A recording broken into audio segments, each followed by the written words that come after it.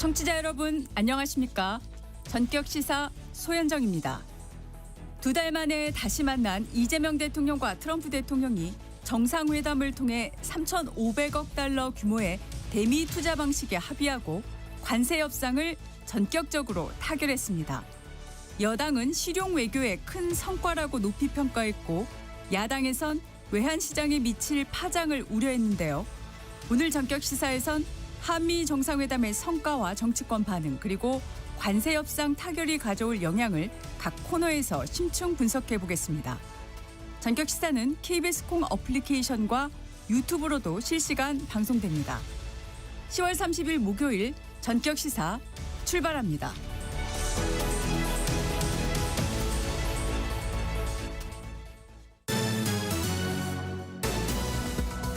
네, 뉴스 브리핑 시작합니다. 세계일보 이현미 기자 어서 오세요. 안녕하세요. 네, 한미 정상회담을 통해 관세 협상이 전격 타결됐는데 자세한 내용 전해주시죠. 네, 이재명 대통령과 도널드 트럼프 미국 대통령이 어제 경주에서 정상회담을 갖고 관세 협상을 극적으로 마무리 지었습니다. 지난 7월에 처음 만났을 때 우리가 미국에 3,500억 달러를 투자하고 대신에 미국은 상호 관세를 25%에서 15%로 내려주기로 했었는데 이 3,500억 달러를 어떤 방식으로 투자할지를 놓고 양국이 이견을 보이면서 지난 3개월간 난항을 겪은 건데요. 3,500억 달러 중 2,000억 달러를 전액 현금으로 투자하는 대신에 외환시장에 미칠 충격을 막기 위해 연간 한도를 200억 달러로 장기 분할 투자, 그러니까 10년에 걸쳐서 투자하는 선에서 절충안을 찾았습니다. 네. 트럼프 대통령이 에이펙 참석차 어제 우리나라를 방문하면서 두 정상은 경주 국립박물관에서 87분간 정상회담을 가졌고요. 네. 이후에 김용범 대통령 정책실장이 기자회견을 갖고 대한민국 정부는 미국과의 관세 협상에서 세부 내용에 합의했다고 밝혔습니다. 미국은 트럼프 대통령이 직접 각국 정상이 참석하는 만찬에서 한국과 성공적인 정상회담을 가졌다. 우리는 합의를 도출해냈다고 말했습니다. 네. 자, 쟁점이었던 대미 투자 중 현금 투자 비중. 이건 결국 미국 요구대로 됐네요. 네, 미국은 3,500억 달러 중에 2,000억 달러를 현금으로 투자하라고 요구해 왔었는데 네. 그걸 우리가 수용하게 됐고요. 네. 다만 연간 최대 200억 달러란 장기 분할 조건을 우리가 받아내면서 하나씩 주고받은 결과가 나온 겁니다. 네. 나머지 1,500달러는 조선업 협력에 쓰기로 했는데 이건 전액 현금이 아니어도 되고 그러니까 기업이 받는 보증을 투자액에 포함할 수 있게 했고요. 네. 우리 기업이 투자를 주도하도록 했습니다. 투자 수익을 한국과 미국이 어떻게 나눌지에 대해선 원리금 상한 전까지 5대5로 하되 향후 비율을 조정할 수 있다는 단서를 달았습니다. 이렇게 합의를 보면서 그간 25%가 부과됐던 자동차와 부품 관세가 일본과 유럽 수준인 15%로 낮아지게 됐고요. 네. 반도체는 경쟁국인 대만보다 불리하지 않은 수준의 관세를 적용받도록 했습니다. 정부는 쌀과 소고기를 포함한 농업 분야의 추가 개방은 끝까지 막았다고 강조하기도 했습니다. 네. 다만 오늘부터 당장 관세가 내려가는 건 아니고 입법 사항이기 때문에 실제 인하 시점은 이르면 11월 1일이나 아니면 12월 1일이 될 걸로 보입니다. 네. 자, 이재명 대통령은 트럼프 대통령에게 이번에 핵 추진 잠수함을 확보하겠다는 뜻을 공개적으로 전했습니다. 그러면서 핵연료 공급을 허용해달라고 요청을 했는데 방금 전 속보에서 트럼프 대통령이 한국의 핵 추진 잠수함 건조를 승인했다는 보도도 들어왔네요. 네, 어제 한미 정상회담에선 이 대통령이 핵 추진 잠수함 연료 문제와 같은 한미 원자력 협정 관련 부분을 이거 언급한 게 이목을 끌었습니다. 네. 공개적으로 트럼프 대통령에게 요청을 했는데요. 이게 전문가가 아니면 용어 때문에 좀 헷갈릴 수가 있습니다. 네. 이 대통령이 어제 언급한 건 핵무기를 탑재한 잠수함이 아니라 디젤 엔진 대신에 소형 원자로, 그러니까 원자력으로 움직이는 잠수함을 만들겠다는 건데요. 네. 이 대통령은 핵 추진 잠수함을 앞세운 한국 해군이 한반도 인근 바다에서 북한과 중국의 대양 진출을 견제하면 미국은 동중국해와 남중국해에서 중국과의 대결에 전력을 집중할 수 있어서 미국의 군사적 부담을 덜어주지 않겠냐고 설득했습니다. 네. 핵추진 잠수함은 재래식 잠수함과 달리 수개월 동안 이제 부상하지 않고 수중 작전을 수행할 수 있는데요. 이를 운용하려면 소형 원자로와 농축 우라늄 연료를 확보해야 되기 때문에 한미 원자력 협정에 걸리게 됩니다. 네. 이 대통령은 트럼프 대통령에게 사용 후 핵 연료의 재처리나 우라늄 용축 부분에 대해 실질적인 협의가 진척될 수 있도록 지시해달라고도 요구했는데요. 네. 트럼프 대통령은 조금 전에, 그러니까 약 1시간 전에 자신의 소셜미디어에서 한미 군사동맹은 그 어느 때보다 강력하고 이를 바탕으로 한국이 낡은 디젤 잠수함이 아니라 지금보다 훨씬 민첩한 핵추진 잠수함을 건조할 수 있도록 승인했다고 밝혔습니다. 네. 후속 협의 과정도 지켜봐야겠습니다. 예. 자, 큰 관심사 중에 하나였어요. 트럼프 대통령이 이번에 한국에 와서 김정은 위원장 또 만나나. 근데 일단 불발로 얘기를 했네요. 네, 트럼프 대통령이 거듭 의사를 표현했음에도 북미 정상회담은 이뤄지지 않았습니다. 트럼프 대통령은 이재명 대통령과 만난 자리에서 저는 김정은 국무위원장을 잘 알고 있고 사이가 매우 좋다. 이번에는 시간을 맞추지 못해 만나지 못했는데 결국엔 좋은 결과로 이어질 거라고 강조했습니다. 그런데 북한은 트럼프 대통령의 방한 직전에 순항 미사일을 발사한 사실을 공개하면서 대화를 거부하겠다는 메시지를 냈는데요. 네. 트럼프 대통령은 한국으로 오는 전용기 안에서 이에 대해 그는 그러니까 김정은은 수십 년간 미사일을 발사해왔다며 대수롭지 않다는 반응을 보였고 너무 머지않은 미래에 북한과 만날 거라면서 계속 러브콜을 보냈습니다. 네. 이번에 트럼프 대통령에 대한 의전, 극진한 예우다 이런 표현이 나오던데 이목을 끌었죠. 네, 정부와 대통령실은 국빈 방한한 트럼프 대통령에게 취향에 맞춘 극진한 의전을 제공했습니다. 트럼프 대통령이 탄 전용기가 한국 상공에 들어오자 F-16 전투기 2대가 호위했고요. 네. 김해국제공항에선 21발의 예포를 쏘며 맞이했고 공식 환영식에선 전통 취타대가 예악을 울리면서 트럼프 대통령을 호위했습니다. 네. 이어 이 대통령이 황금빛 넥타이를 메고 맞았는데 예, 황금을 좋아하는 트럼프 대통령의 취향을 반영한 거였습니다. 그렇군요.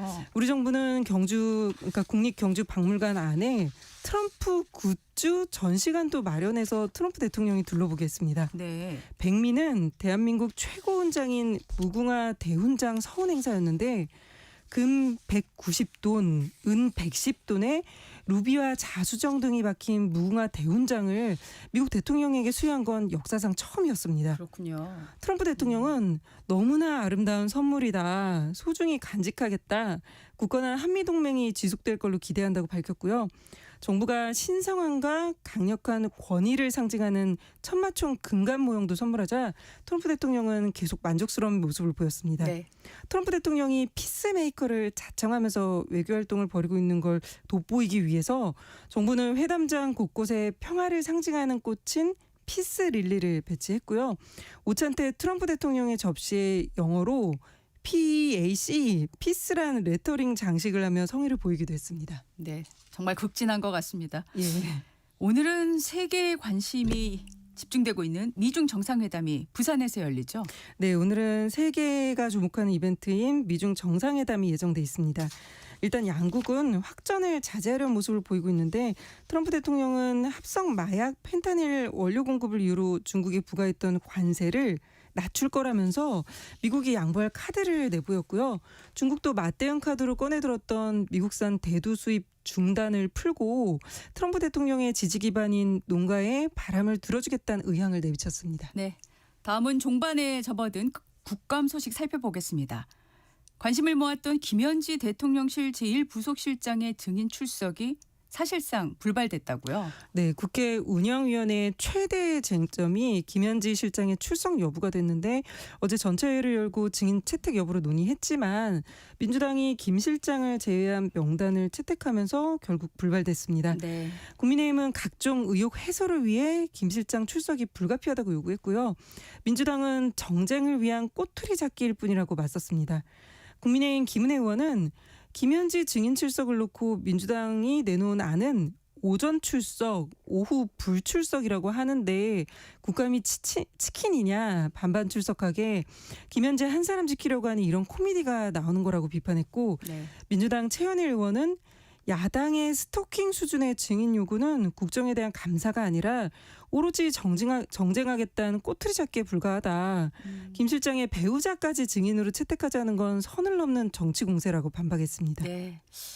자, 국회 과방위 국감은 최민희 위원장의 딸 결혼식을 둘러싼 공방이 계속되고 있네요. 네, 국회 과방위는 최민희 위원장의 딸 결혼식 문제 때문에 어제도 파행을 겪었습니다. 네. 국민의힘은 최 위원장의 딸이 SNS에 작년 8월 14일에 결혼한 걸로 표기를 했는데 1년 전에 이미 결혼을 했으면서 올해 국감 기간에 다시 식을 올린 거냐는 의혹을 제기했고요. 국감 기간에 결혼식을 한 건 결국 돈을 목적으로 한 게 아니냐면서 최 위원장의 사퇴를 요구했습니다. 네. 그러면서 국감장에서 퇴장을 했고 최 위원장을 뇌물죄 등으로 고발하겠다고 밝혔습니다. 민주당은 최 위원장의 딸이 결혼식을 치른 그 같은 날에 자녀가 혼사를 치른 국민의힘 의원이 있다고 거론하면서 전수조사를 하자고 제안했습니다. 최 위원장은 국감을 진행하기 위해 사실과 다른 많은 말들에 대해 대응하지 않고 있다면서 말을 아꼈습니다. 네. 오늘 여기까지 듣겠습니다. 세계일보 이현미 기자였습니다. 고맙습니다. 감사합니다. 전격시사 듣고 계신 지금 시각은 7시 16분입니다. 이어서 교통정보 전해드립니다. 이 시각 교통정보입니다. 출근길 정체 구간 증가하고 있는데요. 오늘따라 유난히 정체가 심한 곳 있습니다. 바로 중앙고속도로 춘천 쪽이고요. 경북 지역입니다. 다부터널 안에 화물차가 고장으로 서 있습니다. 동명 동호 부근부터 7km 구간 정체 극심합니다. 경부고속도로 정체는 수도권 구간입니다. 서울 쪽으로 죽전 휴게소 부근에서 막히는데요. 여기는 5차로에서 노면 보수 작업하고 있습니다. 이후로 달래내 부근에서 반포 쪽으로 정체입니다. 서울시내 올림픽대로 하남 쪽으로 행주에서 염창나들목, 다시 여의도 구간 지나기 어렵습니다. 강변문호 구리 쪽으로는 행주에서 동작대교 쪽으로 정체고요. 제2자유로 현천 나들목에서 상암동 쪽으로 천천히 이동하고 있습니다. KBS 교통정보센터에서 이현입니다.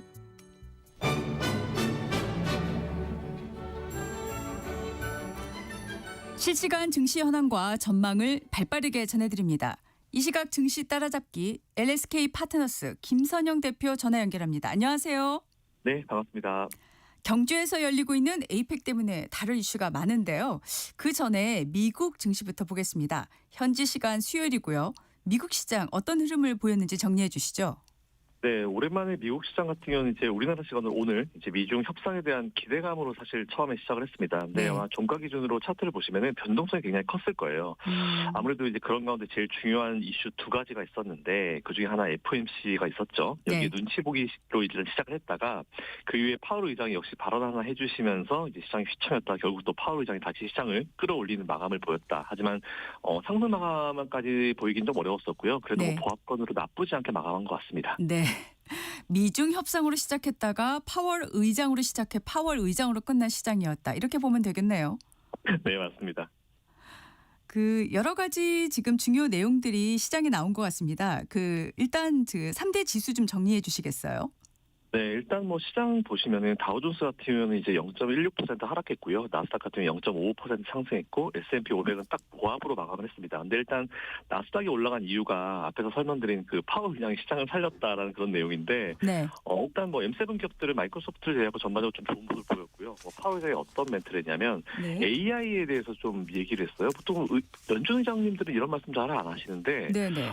AI가 지금 뭐 버블이 있다라는 얘기가 있지만 뭐 그만큼 그에 상응하는 실적이 받쳐주고 있다. 이런 얘기를 하면서 갑자기 AI 관련주들 뭐 특히 M7 기업들이 다 올라가 버리니까 관련 기업들이 투자 이제 많이 상장돼 있는 나스닥이 좀 올라가면서 마감을 했습니다. 그래서 일단 어쨌든 말씀하신 대로 파월 의장이 죽였다가 파월 의장이 살리고 이렇게 마감한 시장이 아닌가라고 생각하고 있습니다. 네.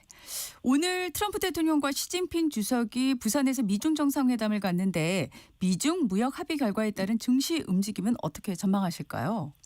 이 하필 이게 우리나라 장중에 열려가지고요. 그게 좀 걱정되긴 한데 네. 결과는 아마 장 끝나고 나오지 않을까 싶어가지고 우리나라 증시에 그렇게 큰 영향을 바로 오늘 주는 것보다는 아마 내일이 좀 많이 영향을 줄 것 같아요. 하지만 장중에는 분명히 눈치 보기 식의 흐름도 분명히 나올 것이고, 하지만 그것보다는 다행히 오늘 아마 엔비디아에서 뭐 삼성과 현대차 뭐 이런 기업들 SK하이닉스한테 좋은 소식의 어떤 발표가 있을 것이다라는 내용도 있고요. 네. 그리고 이미 뭐 밤에 우리나라와 관련된 ETF들도 워낙 좋은 모습을 보였기 때문에 일단 제가 봤을 때는 뭐 오늘 우리나라 증시는 좀 안정적으로 잘 흘러갈 수 있을 것이다. 하지만 오늘 오후에 발표되는 미중 협상에서 어떤 결과가 나오냐에 따라서 내일 금요일 시장에 대한 변동성은 바뀔 수 있다. 네, 이 정도 체크하시면 될 것 같습니다. 네. 오늘 새벽에 나온 FOMC 성명 중에서 가장 중요했던 내용은 뭘까요? 일단 뭐 금리 인하 발표한 거죠. 근데 보니까 이제 만장일치가 안 됐고요. 뭐 10대 2, 뭐 10명은 찬성, 2명은 반대 이렇게 내용이 나왔는데 그거 일단 제일 중요했고요. 그리고 또 12월 1일부터 양적 긴축을 종료하겠다라고 발표했다라는 부분이 조금 의미가 있는 것 같습니다. 네네. 그리고 또 세부 사항으로 봤을 때는 인플레이션은 사실 우리가 몇 년 동안 되게 고민을 많이 했었던 문제잖아요. 네. 최근에 조금 안정을 찾으면서 그래도 괜찮다라고 했었는데 파월 의장이 직접 인플레가 일단 연초 이후에 좀 상승을 했고 현재 다소 높은 수준을 유지하고 있다는 그 입장을 한 번 더 고수했다는 것 자체가 일단 파월 의장이 금리 인하를 이번에 본인의 의사대로 한 건 아니구나라는 그런 뉘앙스가 확 느껴졌습니다. 네. 인플레이션이 여전히 높다는 부분 좀 걱정되는 대목이네요. 네, 맞습니다. 그래서 이것 때문에 자칫 잘못하면 금리를 잘못 올려버리게 되면 인플레이션이 다시 튈 수 있다는 걱정이 좀 있었는데요. 네. 그래서 그런지 뭐 제프 슈미드죠. 캔자스시티 연준 총재 같은 경우는 금리 동결을 주장했고요. 사실 저도 이게 맞다고 보고 있었는데 어쩔 수 없었죠. 그리고 이제 트럼프 대통령이 이제 일부러 밀어넣은 인사입니다. 스티브 미란 이사 같은 경우는 그 와중에 0.5%포인트, 50bp를 인하해야 된다. 그 인하를 세게 해라 이렇게 주장을 했는데. 네네. 일단 너무 이건 현실성 없는 거기 때문에 그렇구나라고 이해하시고 넘어가시면 될 것 같은데 항상 우리가 이제 이런 문구가 이제 추가가 되고 빠진 것들을 좀 많이 봐요. 근데 제가 여러 가지 문구가 추가가 됐는데 그중에 두 가지가 조금 특징이 있었는데 네. 고용 증가가 둔화되었다. 이게 조금 한두 달 새에 지금 계속 나오고 있는 문제여가지고 이게 어떻게 될지 좀 계속 관심을 좀 가져야 될 것 같고요. 네. 하지만 실업률도 소폭 상승했다. 그렇지만 이제 낮은 수준을 유지하고 있다라는 것 때문에 네. 조금 모니터링은 해야겠지만 그래도 큰 문제까지는 아니구나. 이 정도 체크하시면 될 것 같아서 앞으로 이 연준의 이 정책 행보를 좀 잘 집중해 볼 필요가 좀 있을 것 같습니다. 네. 고용과 실업률 이 부분이 미국 증시에 어떤 영향을 미쳤을까 이 발언이요? 일단은 뭐 진짜 파월 의장 멘트 하나하나 때문에 큰 변동성을 보였는데요. 어쨌든 네. 장 초반에 계속 시장 눈치를 보고 있다가 이제 FOMC를 딱 기점으로 이제 크게 하라 그랬는데 어제 다행인 거는 이제 회복세를 보였다는 부분이 다행이긴 합니다. 근데 특이한 부분 중에 하나는 앞에서 말씀드린 대로 이제 파월 의장이 직접 AI 버블 투자를 얘기하면서 네. 버블이 맞긴 맞는데 어닝이 잘 나오고 있다 이런 얘기를 했다는 게 좀 의미가 있는 것 같아요. 그래서 일단 뭐 언제나처럼 파월 의장 멘트 하나하나 기자회견 하나하나에 좀 증시가 움직였는데 이건 뭐 항상 우리가 뭐 일상적으로 있는 얘기이기 때문에 너무 걱정 안 하셔도 될 것 같습니다. 네. AI 관련 이슈가 오늘 우리 주식 시장에 어떤 영향을 미치게 될까요? 확실히 어제도 보시면 이제 지수는 많이 올랐는데 중소형 기업들 투자하시는 분들은 왜 내 종목은 안 오르냐 이렇게 생각을 되게 많이 하실 것 같긴 해요. 그만큼 이제 대형주 특히 이제 AI랑 관련돼 있는 대형주 쪽에 항상 이제 이 수급이 많이 몰린 건 사실이긴 하거든요. 최근에 사실 뭐 AI 버블론 자체가 상당한 영향을 미쳤던 건 사실인 것 같긴 합니다. 근데 여기에 파월 의장이 그에 맞는 실적이 나온다라고 본인이 또 이제 평가를 해줬기 때문에 네. 오늘 우리나라 AI 관련 기업들 강한 모습을 안 보이면 오히려 이상할 것 같다. 오히려 나스닥의 막판 반등 뭐 이런 것들이 좀 보여주고 있어가지고 오늘도 아마 삼성전자나 SK하이닉스 뭐 그런 비롯한 어떤 AI 관련 기업들이 또 강한 모습을 보이는 IT 기업들이 강한 모습을 보이면서 지수를 또 아마 역사상 최고치로 끌어올리지 않을까라는 그런 생각을 가지고 있습니다. 네, 우리 증시에 또 중요한 소식인데 에이펙 소식 좀 얘기해 보겠습니다. 한미 관세 협상 결국 극적으로 타결됐어요. 네, 저 개인적으로 이번 거 정말 너무너무 잘했다라고 평가를 하고 있는데요. 뭐 이건 네. 뭐 정치적인 걸 떠나가지고 일단 우리나라 현실에 제일 잘 맞는 합의를 발표한 것 같습니다. 그래서 원래는 뭐 합의문 작성 발표 이런 거 없이 그냥 회담장 나가길래 이게 또 연기되나 싶었는데 다행히 좀 잘 됐고요. 근데 보니까 발표된 내용들 보니까 역시 큰 틀에서는 이미 다 합의가 되어 있어가지고 다 떠놓은 느낌이 있었기 때문에 다행인 것 같고 하지만 최종 사인할 때까지 협상이 마무리가 된 게 아니기 때문에 그 네. 부분은 좀 우리가 좀 모니터링 할 필요가 있을 것 같습니다. 네. 가장 큰 관심사였던 대미 투자 금액 3,500억 달러 투자에 대한 합의안이 도출된 거 주목이 됐죠. 네, 맞습니다. 그거 사실 제일 걱정했는데 3,500억 달러 대미 투자 중에 2천억 달러 현금 투자하되 연간 한도를 200억 달러로 제한하기로 합의했다는 발표를 했습니다. 이거 진짜 너무 정말 나이스한 결론인 것 같은데 네. 사실 진짜 우리나라 외환모의고의 80% 이상을 현금으로 일시불로 달라 하길래 분명히 우리의 사정을 할 텐데 저들이 이걸 달라고 하면 우리나라 외환위기를 또 오라고 하는 건가? 하니까 우리나라도 말도 안 되는 거 던졌잖아요. 그러면 이제 무제한 통화 수합 해달라. 절대 안 할 거 알면서도. 그러니까 그만큼 우리나라 협상단이 이번에 너무 협상을 잘하고 잘 주거니 받거니 한 것 같고 협상 테이블 상대편에 있는 트럼프 대통령이 우리나라 장관님을 콕 찍어가지고 진짜 터프했다라고 표현하는 거 보면은 이거 확실히 잘한 합의다라는 그런 평가를 좀 하고 있습니다. 네, 아주 좋은 평가를 해주시네요. 네, 상호 관세가 15% 유지됐고 자동차하고 부품 관세는 15% 확정이죠. 네, 맞습니다. 일단 상호관세 같은 경우는 지난 7월 달 이후에 이미 15% 적용이 되어 있었어요. 네, 일단 자동차가 25%였는데 이게 어떻게 될지 좀 궁금했고요. 네, 15%로 인하됐다는 게 아주 일단 다행이다라고 하는데 사실 제가 좀 기대한 건 좀 있었어요. 뭐냐면은 이미 7월 달부터 이제 25% 관세를 내고 있었는데 이제 네. 이 소급 시점이었거든요. 아. 이 7월 달부터 소급 시점이 됐었으면은 다 돌려받을 수 있었는데 그거는 좀 안타깝게 안 된 것 같아요. 그래도 15%로 인하됐다는 거, 10% 포인트가 떨어졌다는 건 좀 의미가 좀 큰 것 같습니다. 일단 전체 이 시점을 보니까 이 부분 법안이 국회에 제출되는 시점이 속한 달부터 첫날부터 소급 적용이 되더라고요. 네. 아마 11월 달부터 무난히 되지 않을까 생각하고 있어가지고 네. 다행인데 그 부분이 좀 제가 사실 바란 게 좀 많긴 하지만 좀 아쉽긴 하지만 10% 포인트 차는 굉장히 크기 때문에 좀 다행이다라는 그런 생각을 가지고 있습니다. 네. 자동차 업계에 크게 반기는 분위기에 현대차도 입장문에서 그런 내용을 얘기했고요. 오늘 관련 소식이 주식시장에 어떤 영향을 미칠까요? 일단 어제 그래서 저도 이제 시간 외에서 이제 어떤 흐름을 보이는지 NXT에서 어떤 흐름을 보이는지 좀 봤는데 현대차 같이 덩치가 이렇게 엄청나게 큰 기업이 12%가 넘게 급등을 해버리더라고요. 그게 뭐 자동차 관련주들, 미국에 투자해놓은 기업들, 뭐 자동차 기업들 싹 다 올라버리기 때문에 오래버가지고.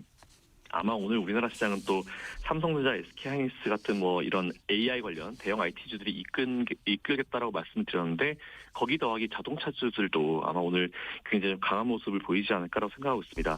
그래서 제가 계산을 한번 해봤는데 현대차 같은 경우는 예를 들어 보면 내년에 영업이익 예상치가요. 이게 10% 포인트가 떨어지게 되면은 기존보다 2조 2천억에서 2조 4천억 정도가 더 늘어나요. 그걸 이제 원래 마이너스 잡았는데 거의 뭐 2조 원대 이상이 이제 더 늘어날 것으로 예상되기 때문에 이것 자체가 이제 실적 개선 효과에 엄청난 이제 효과를 줄 거다라고 판단하고 있습니다. 그래서 이런 걸 봤을 때는 현대차 같은 경우는 그래도 가장 오래 걱정했었던 것들은 이제 넘기고 마감했다. 그리고 이렇게 되면 다행히 이제 현대차에게 이제 어떤 수주를 주고 있는 1차, 2차 벤더들도 다 매출이 조금씩 더 올라서 이제 상향 조정시킬 수 있는 그런 요인이 되거든요. 그러니까 네. 공부를 하실 때 현대차랑 관련된 기업들, 자동차 관련 기업들, 미국에 투자하고 있는 기업들 포함해가지고 전반적인 부분을 공부해 보시면은 좋지 않을까라고 생각하고 있습니다. 네, 오늘 여기까지 듣겠습니다. 이 시각 증시 따라잡기 LSK 파트너스 김선영 대표와 함께했습니다. 고맙습니다. 감사합니다. 이어서 날씨 정보 전해드립니다.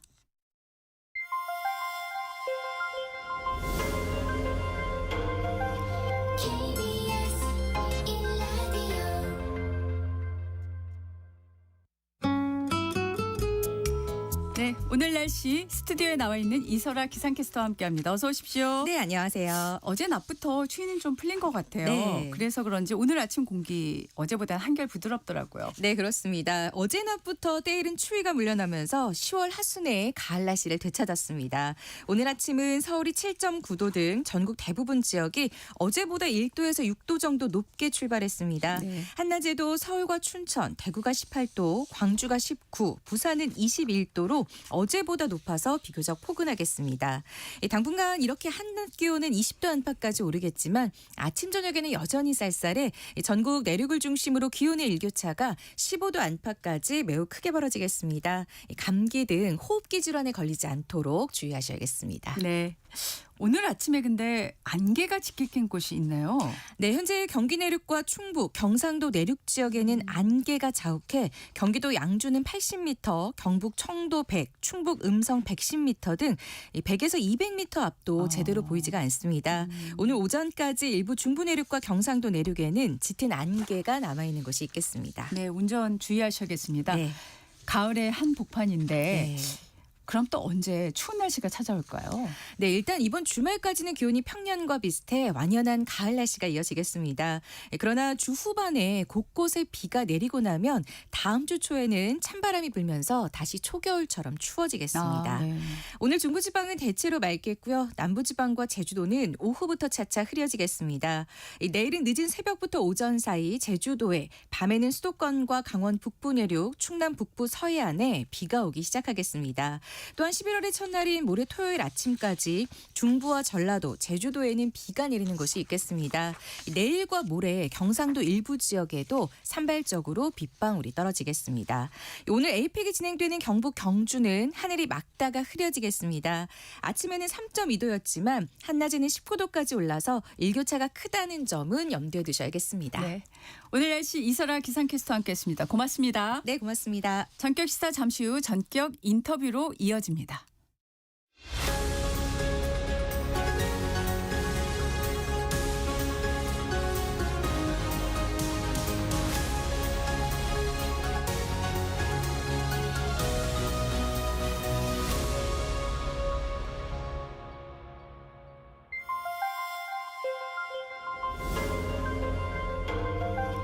KBS 1라디오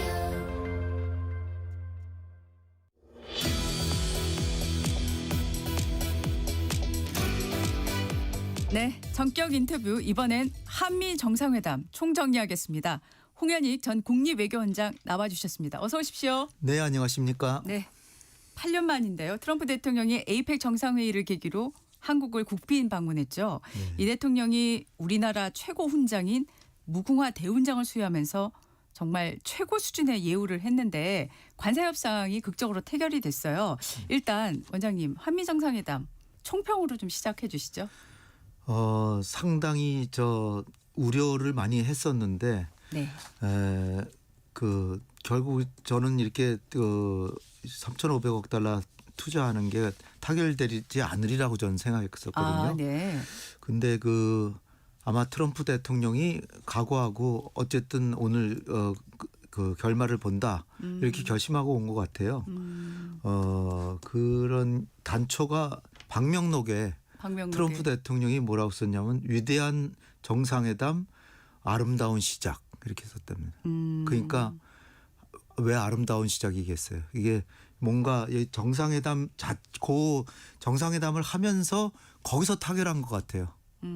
그러니까 트럼프 대통령이 자기의 그 큰 틀에 있어서의 금액이나 그런 건 자기가 관철을 했지만 나머지 한국의 우려에 대해서는 상당히 많이 반영한 그래서 상호 간의 기브 앤 테이크가 확실히 됨으로써 타결이 됐는데 전 사실 이렇게 예상은 못했습니다.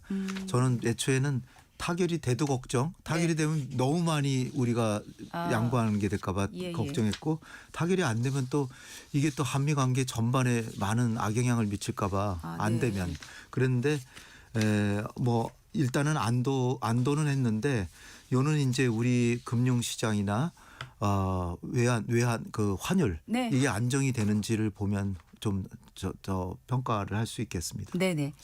지금 사실 방명록 얘기를 하셨는데 어제 이제 모두 발언은 이제 공개가 됐기 때문에 저희가 다 알 수 있었는데 트럼프 대통령이 이렇게 발언을 했어요. 양국 협상단이 매우 터프한 협상가들인데 당연한 거다. 그리고 우리는 함께 일하고 있다.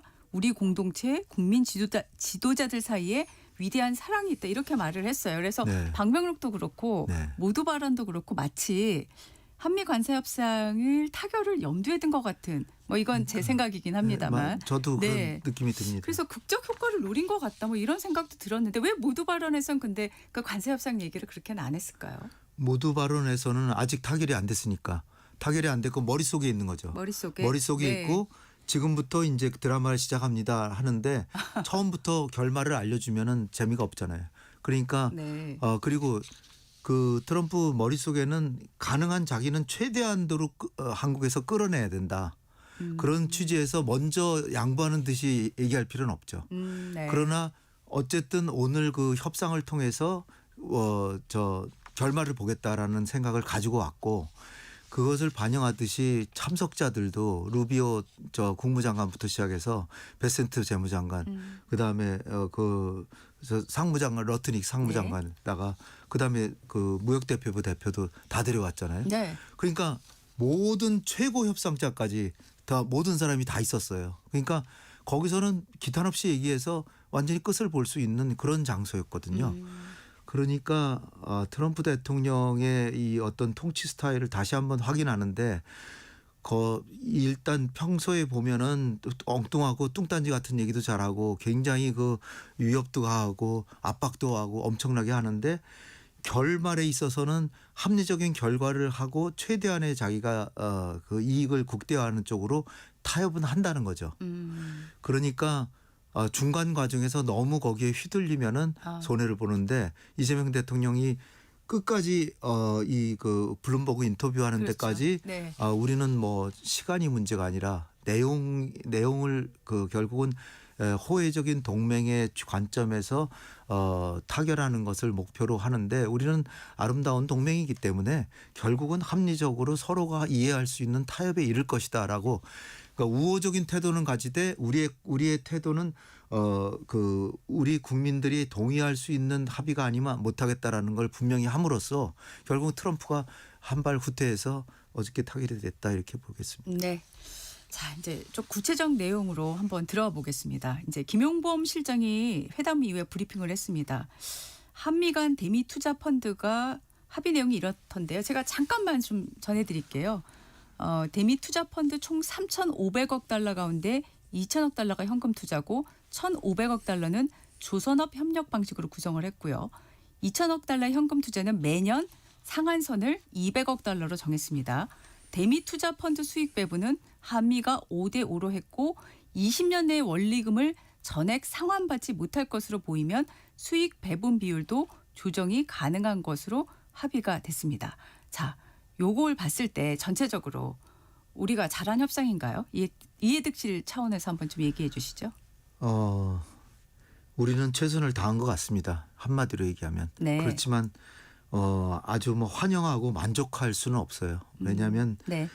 2천억 달러보다 조금 더 금액이 줄었으면 했은 게 제 소망이었습니다. 우리가 본래 네. 미국에 제시한 건 70억 달러씩 10년이었다라고 제가 알고 있거든요. 예, 그러면 예. 700억 달러인데 700억 이게 2천억 달러가 됐으니까 이 총체적인 금액에 있어서는 미국의 뜻이 대체로 관철된 것 같고 네. 그러나 이제 내용 면에서 여러 가지 보완하는 거, 뭐 투자의 안정성이라든지 투자 방식에 있어서 한국인 뭐 매니저를 뭐 이렇게 뭐 네. 그 고용한다든지 예. 또 뭐 이익 배분에 있어서도 경제적 합리성을 반영했다든지 그다음에 우리 반도체에 뭐 100% 관세를 매긴다 그랬는데 대만처럼 이제 대만이 상당히 우호적으로 했는데 대만보다 불리하지 않게 하겠다라고 했고 현대차도 지금 25%인데 15%로 이제 내리게 됐기 때문에 현대차 같은 기업은 아주 지금 대환영하고 있을 겁니다. 네. 그런 여러 가지 부수적인 효과를 보고 또 안보에서도 이게 작용해서 안보 부분에서도 우리의 요구를 많이 들어준 거 보면 네. 총체적으로 큰 그림으로 보면 성공한 협상이다라고 볼 수밖에 없을 것 네. 같습니다. 협상 결과가 이제 나오고 난 다음에 국민의힘에서는 이제 논평을 내놨는데 일단 우려가 앞선다. 좀 이런 논평이에요. 그러니까 연 200억 달러 투자는 외화 보유액을 허물지 않고서는 환율 안정을 자신할 수 없는 수준이다. 이렇게 평을 했고요. 또 대미 투자 펀드 기금 특별법 제정 문제와 관련해서는 헌법 60조 그리고 통상조약법상 국회 비준 동의 대상이다. 이런 점을 강조를 했는데 이 우려는 어떻게 보십니까? 저는 아주 솔직하게 말씀드리면 만약에 지금도 과거 정부 윤석열 정부였다면 이거보다 훨씬 나쁜 합의를 이미 했을 겁니다. 근데 이재명 정부가 끝까지 우리의 기본 원칙을 중시하면서 계속해서 우리는 시간이 문제가 아니라 내용이 문제다라는 식으로 끝까지 버텼고 거기에 대해서 트럼프 대통령이 상당한 자기 자신이 생각하기엔 상당한 양보를 해서 이 정도 타결이 됐는데 그리고 국민의힘에 말씀드린다면 왜 8월 25일부터 그때 이미 타결을 했어야 되는데 왜 이렇게 늦었냐는 걸 계속 얘기하는데요. 만약에 그 당시에 체결해서 이렇게 다 모든 게 왔다면은 우리나라는 지금 IMF 위기로 갈 가능성이 매우 컸을 것 같아요. 그런 걸 생각하면은 저렇게 비판적으로 물론 건설적인 비판은 좋지만 이거는 정말로 우리가 최대한을 한 겁니다. 물론 미국의 억지가 너무 심했죠. 억지가 심한데 거기에 대해서 최대로 잘 버텼는데 그거를 왜 진작에 못했냐라는 식이라든지 또 뭐 지금도 우려가 된다. 진작에 했으면 훨씬 우려가 커서 우리는 지금 정말 외환위기로 갔을 가능성이 굉장히 크다고 봐요. 과거 정부였으면. 그나마 지금 합리적으로 우리가 최대한 끝까지 우리 국익을 관철하는 측면에서 실용주의 외교로 버텼기 때문에 이 정도 한 것이지 저도 뭐 크게 만족하지는 않습니다. 네. 그렇지만 우리의 국력과 미국의 국력을 비교하고 이것이 만약 타결이 안 됐을 때의 한미 관계의 부정적인 여파를 생각하면 이 정도면은 굉장히 선방했는데 비난하는 어투로 만약 논평을 하는 거는 조금 좀 유감스럽습니다. 네, 알겠습니다. 자, 지금 협상에서 통화 스와프 얘기는 이제 빠졌는데 통화 스와프 네. 없이 우리가 연간 200억 달러 네. 하는 게 이게 좀 우리 외환 시장에 부담은 없을까요? 어떻게 생각하십니까? 통화 스와프는 네. 제가 보기에는 애초에 우리 정부가 우리의 뜻을 분명히 보여주기 위해서 내세운 일종의 카드, 버릴 수 있는 카드였던 것 같아요. 네. 왜냐하면 통화 스와프라는 게 이게 단기적인 환율 불안정을 해소하는 데는 효과가 있지만 장기적인 이처럼 5년, 10년 뭐 이렇게 장기적인 거를 그 금융 문제를 해결하는 데는 상당히 한계가 있고요. 네, 네. 그다음에 이 통화 스와프도 공짜가 아닙니다. 이거 나름의 이자가 있어요. 그렇기 때문에 이게 전반적인 해결책이 되지 않는데 제가 보기엔 통화 스와프도 그러니까 우호적인 관계가 이제 형성이 됐기 때문에 금액은 클 필요가 없어요. 이제 네. 클 필요가 없는데 뭐 향후에 체결되지 않을까 저는 그렇게 생각을 합니다. 그래서 통화 스와프는 큰 문제가 아니었어요. 애초에 큰 문제가 아니었고 네. 그게 한 10년이나 5년 정도의 중기적인 한국의 금융시장 안정에는 한계가 분명하다. 그렇기 때문에 그거는 우리가 미국의 태도를 바꾸기 위한 협상 카드로 쓴 측면이 강했다라고 좀 봅니다. 네. 관세 협상에 대한 세부 내용에 대한 합의 또 이런 경제적 부분에 대해서는요. 4부에서 보다 자세히 분석해 보기로 하겠습니다. 안보 분야로 넘어가 보겠습니다. 자, 이 대통령이 정상회담에서 우리 안보 분야의 수건 사업이었죠. 핵 추진 잠수함에 대한 요청을 공개적으로 했습니다. 오해하시지 않도록 핵무기를 탑재한 잠수함이 아니고 핵 동력으로 네. 나아가는 잠수함 운영에 필요한 핵 연료를 확보할 수 있게 해달라. 이렇게 요구를 했는데 일단 이런 요구를 공개적으로 한 것 자체가 굉장히 이례적이죠. 이례적이고 그러나 이게 아주 저는 시원함을 느꼈는데요. 사이다 요청 같은 거 느낌을 네. 받았는데 네네. 이거는 반드시 우리가 해야 되는 겁니다. 우리가 대한민국이 세계 5위의 국방력을 가지고 이제 경제력도 10위 정도인데 이런 국가가 이렇게 북한이 핵 잠수함을 개발한다라고 공언을 하고 협박하고 압박하고 있고 네. 이 서해에서 이 중국의 어선들이나 또 중국의 그 불법적인 구조물 이런 것들로 인해서 우리가 크게 위축이 되고 있고 그다음에 제가 해군 함대 이런 데 방문해 보니까 한국의 해군력이 중국에 비해서 약 3대1 이상으로 우리가 불리하다고 합니다. 네. 그런 상황에서 우리의 해군력을 반드시 늘려야 되는데 이게 우리 정말 사회자께서 얘기하신 것처럼 수건 사업인데 이걸 당당하게 얘기할 수 있는 게 최근에 미 군부에서도 그 서해상에 있어서 중국의 불법 구조물에 대해서 얘기를 하면서 은근히 한국이 중국을 견제해달라 막 이렇게 얘기만 하지 실제로 뭐 미국이 나서주지는 않아요. 그러면 우리의 능력을 키워줘야 될 거 아닙니까? 네. 그러기 위해서는 반드시 필요한 게 핵잠수함이 아니라 저는 원자력 잠수함이란 원자력 동력 잠수함, 네, 네, 원자력 추진 네. 잠수함이라고 얘기하고 싶은데요. 왜냐하면 오해가 있을까 봐. 네. 핵무기를 싣고 다니는 게 아니라 네네. 이 바다 속에서 오랫동안 잠수함이 은닉성을 기해서 한 수개월 동안 밖으로 안 나오고 어디인지 모르게 하기 위해서는 밖으로 나오는 디젤 잠수함은 매일 하루에 한 번씩 밖으로 나와야 되거든요. 맞습니다. 네. 그러니까 이거를 반드시 우리 필요한데 이것을 뭐 한 15년, 20년 동안 우리 수건 사업인데 못했는데 네네. 요번에 우리가 그 투자 협상을 미국이 원하는 대로 어느 정도 들어주면서 네. 반대급부로 이거를 완전히 받아냈는데 원자력 협정 개정하고 네. 이건 정말 쾌거라고 저는 봅니다. 네. 트럼프 대통령이 지금 이미 승인한 걸로 네, 제가 네. 속보가 그렇게 나왔습니다. 승인했는데 단지 이제 미국의 필리 조선소 네. 하나오션이 인수한 필리 네. 조선소에서 건조한다 뭐 이렇게 됐지만 네. 어쨌든 우리가 건조하고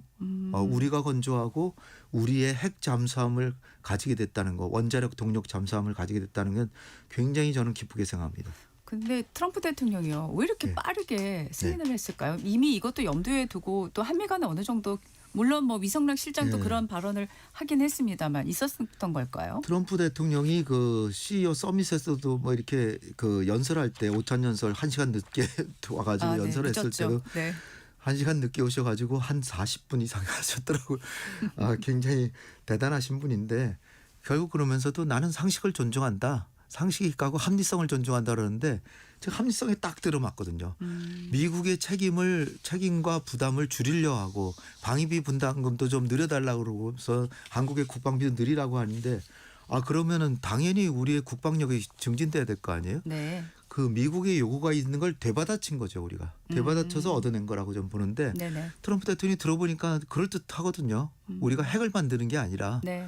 핵 동력만 그 소형 원자력 네. 소형 원자로가 탑재된 잠수함을 만들겠다는 거니까 네. 당연히 해야 되는 거 아니냐 이렇게 생각하는 것 같아요. 네네. 그런데 시점이요. 네. 지금 이제 북미 대화 추진을 강하게 네. 드라이브를 걸고 있는데 네. 북한이 이 핵 추진 잠수함, 원자력 추진 잠수함에 대해서 좋아할 리가 없고요. 중국도 마찬가지 아니겠습니까? 맞습니다. 근데 이 시점에서 네. 일단 이재명 대통령은 네. 왜 이 얘기를 꺼냈을까? 또 이런 질문이 나올 네. 법하거든요. 이게 너무나도 중요하고 대한민국의 자각력 향상에 결정적인 요소이기 때문에 설사 북미 대화가 조금 늦춰진다고 하거나 또 중국의 시진핑 주석이 조금 볼멘 소리를 할 수는 있습니다. 저는 할 수는 있지만 네. 당당하게 우리는 의연하게 중국이나 북한에 대해서 당신들이 핵을 개발하고 당신은 핵을 개발하고 은연중에 우리를 위협하고 있는데 물론 중국이 위협하고 있지는 않죠. 네. 북한은 노골적으로 위협하고 있잖아요. 네. 중국은 핵으로 위협하고 있지는 않지만 우리도 자각력으로 해군력을 강화할 필요가 있고 당신들도 핵을 개발해서 수백 개를 갖고 있는데 우리는 핵을 개발하는 것도 아니고 핵 동력 잠수함을 갖는 건데 그걸 가지고 뭐 그렇게 나무랄 수 있냐라고 저는 당당히 얘기해야 된다고 봅니다.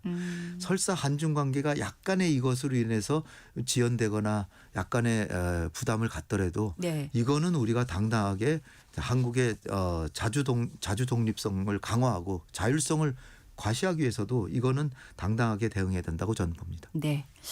지금 사용 후 이제 핵연료 재처리 그리고 우라늄 농축 부분을 이제 논의할 그야말로 이제 한미 원자력 협정 개정 문제가 이제 후속적으로 진행이 돼야지 이 지금 원자력 추진 잠수함의 건조도 가능한 거지 않습니까? 네. 앞으로 이 한미 원자력 협정 개정 협의는 어떻게 진행이 될까요? 원자력 협정 개정은 유성락 실장이 벌써 한 2차례 이상 얘기했듯이 네.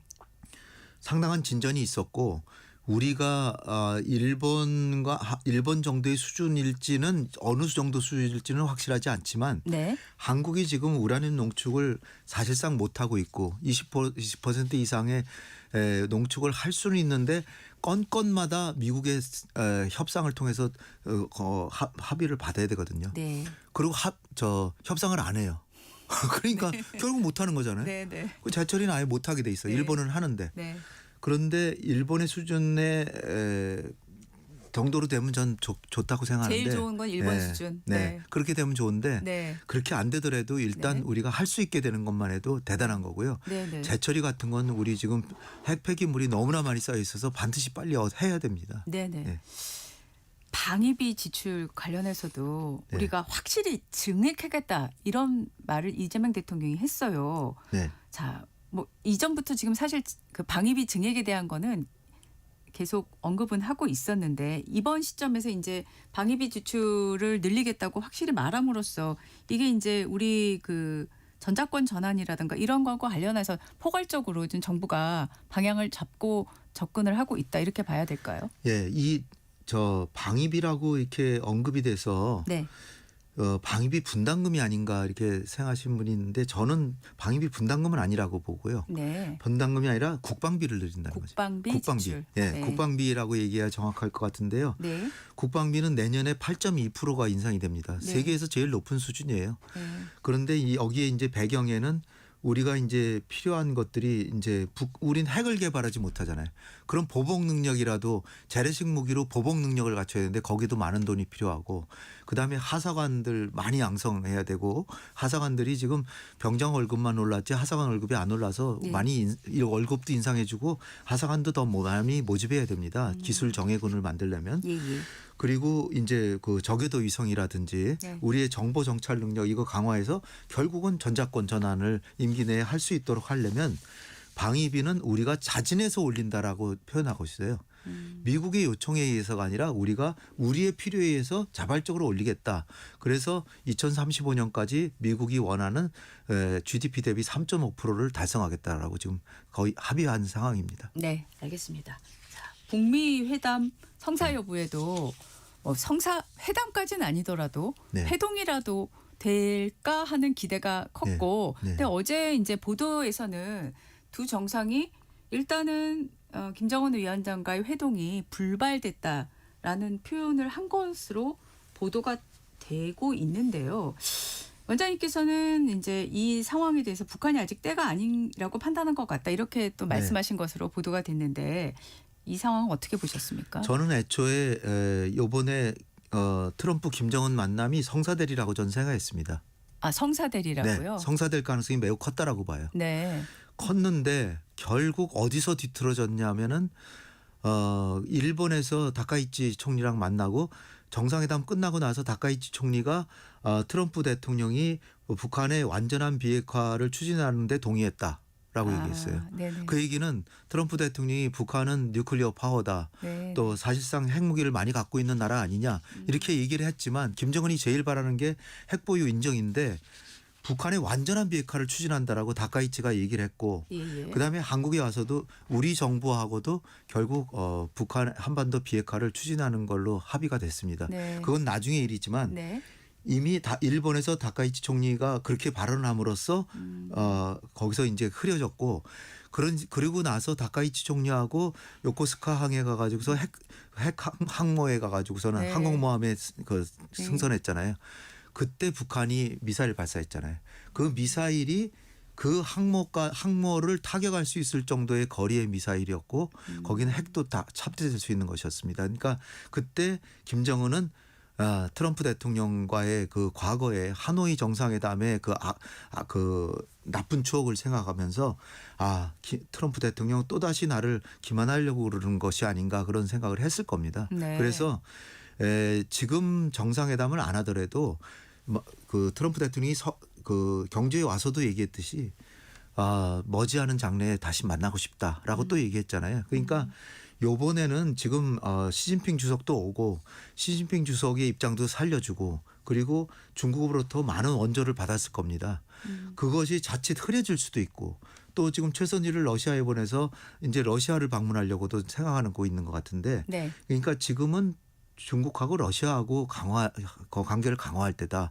트럼프하고는 지금 안 하더라도 조만간에 다시 만나서 더 크게 받을 수 있다라고 생각을 한 것 같아요. 그러니까 뭐 그렇게 뭐 아주 초조해서 그렇게 회담에 응하게 아니라 네. 미일 정상회담에서 실망했고 그리고 향후에 더 얻어낼 수 있다는 그런 생각으로 이번에는 안 만나기로 한 것 같다. 저는 네. 그렇게 봅니다. 오늘 트럼프 대통령이 이제 한국을 네. 떠나는데요. 그 네. 전에라도 뭐 회동은 아니고요. 네. 메시지라도 북한 쪽에서 나올 가능성이 있을까요? 글쎄 뭐 일단은 그 미사일 발사하면서도 김정은이 참관을 안 해요. 네, 안 그리고 했죠. 예. 트럼프는 요코스카항 일본에 있지만 서해 쪽으로 미사일을 쐈어요. 이게 다 아면 중에 서로 메시지가 오고 가는 거라고 저는 봅니다. 네. 메시지를 이미 주고받은 거예요. 그러니까 벌써 어저께 그 한미 정상회담을 하면서 이번에는 아마 좀 어렵다라는 식으로 얘기가 나온 것 같고요. 그러니까 북한에서 입장 표명이 있을지는 모르지만 굳이 안 하더라도 서로 간에 암묵적인 메시지가 다 오고 갔기 때문에 네네. 서로 다 알고 있는 거죠. 네. 김정은은 기다리고 있을 겁니다. 트럼프가 또 다시 더 큰 그 양보안을 가지고 만나자고 하기를 기다릴 거라고 봅니다. 네. 이게 마지막 질문이 될 것 같습니다. 오늘 미중 정상회담이 있는데 일단 가장 큰 관심사는 이제 무역 긴장을 낮추기 위한 합의 여부인데요. 이미 양쪽에서 어느 정도 다 그 입장을 다 공개를 했어요. 네. 예, 오늘 미중 정상회담에서 가장 주목해서 봐야 될 건 뭐가 될까요? 그러니까 뭐 허리핑 부총리하고 베센트 재무장관하고 이미 합의한 사항이 미국이 추가로 부과하기로 한 100% 관세는 일단 유보하고 네. 그리고 중국도 히토류에 대한 그 추가적인 제재 이거를 1년 유예하는 걸로 이거는 이미 거의 합의된 것 같고요. 네. 그러니까 그 다음에 또 다른 합의가 있냐가 이제 우리의 네네. 관건인데 펜타놀 관세를 20% 매겼는데 그걸 10%로 내리면서 중국이 대두 수입을 뭐 재개하겠다라든지 또 뭐 미국이 중국에 부과하고 있는 반도체 소프트웨어에 대한 통제를 좀 풀어준다든지 그런 것들이 추가로 더 합의가 될지 이런 것이 이제 관건이라고 보여지고 결국은 큰 그림으로 볼 때는 정면 대결은 다시 휴전 상태로 가지 않을까. 네. 그래서 11월 10일로 예정돼 있는 관세를 계속 지금 유예하고 있잖아요. 110%씩 내린 거. 그것은 계속되리라고 저는 생각됩니다. 네. 오늘 말씀 감사합니다. 네. 홍현익 전 국립외교원장과 말씀 나눴습니다. 고맙습니다. 감사합니다.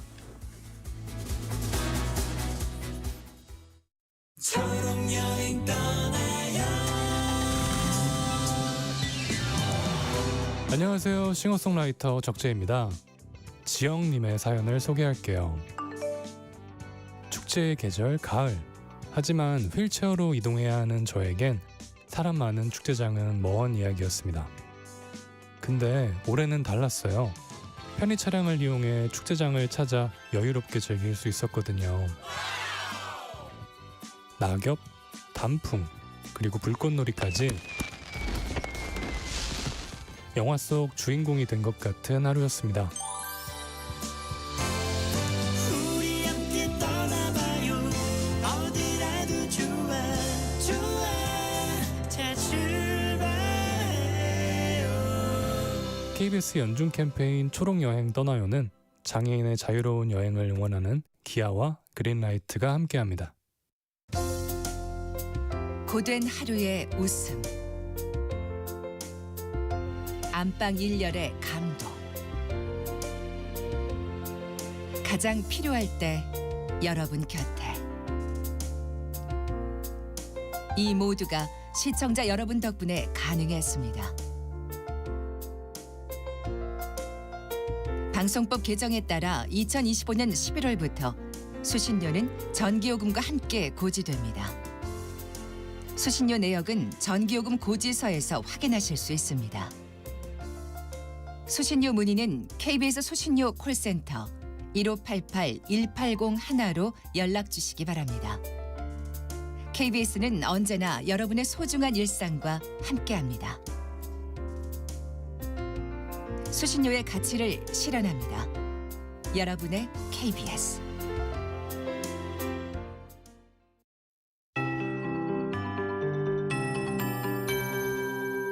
KBS 58분 날씨. 오늘도 늦가을을 즐기기 좋겠습니다. 어제 낮부터 평년 기온을 회복하면서 때이른 추위가 누그러졌는데요.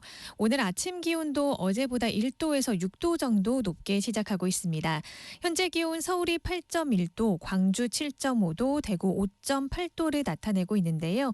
한낮에는 20도 가까이 오르면서 일교차가 15도 안팎으로 크게 나겠습니다. 큰 일교차에 대비한 옷차림을 하셔야겠습니다. 현재 경기 내륙과 충북, 영남 영남 내륙에 가시거리 200m 미만의 짙은 안개가 낀 곳이 있습니다.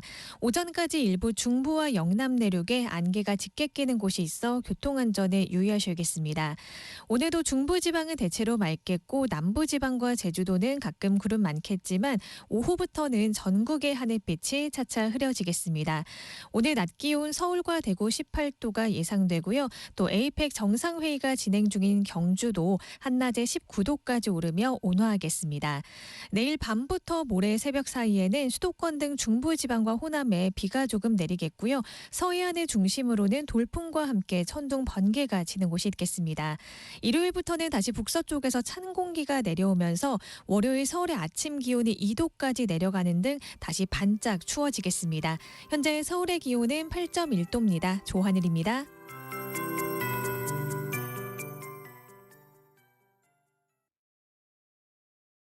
정성을 다하는 국민의 방송 KBS가 8시를 알려드립니다. AM 711kHz, FM 97.3MHz, KBS 1라디오입니다. HLKA.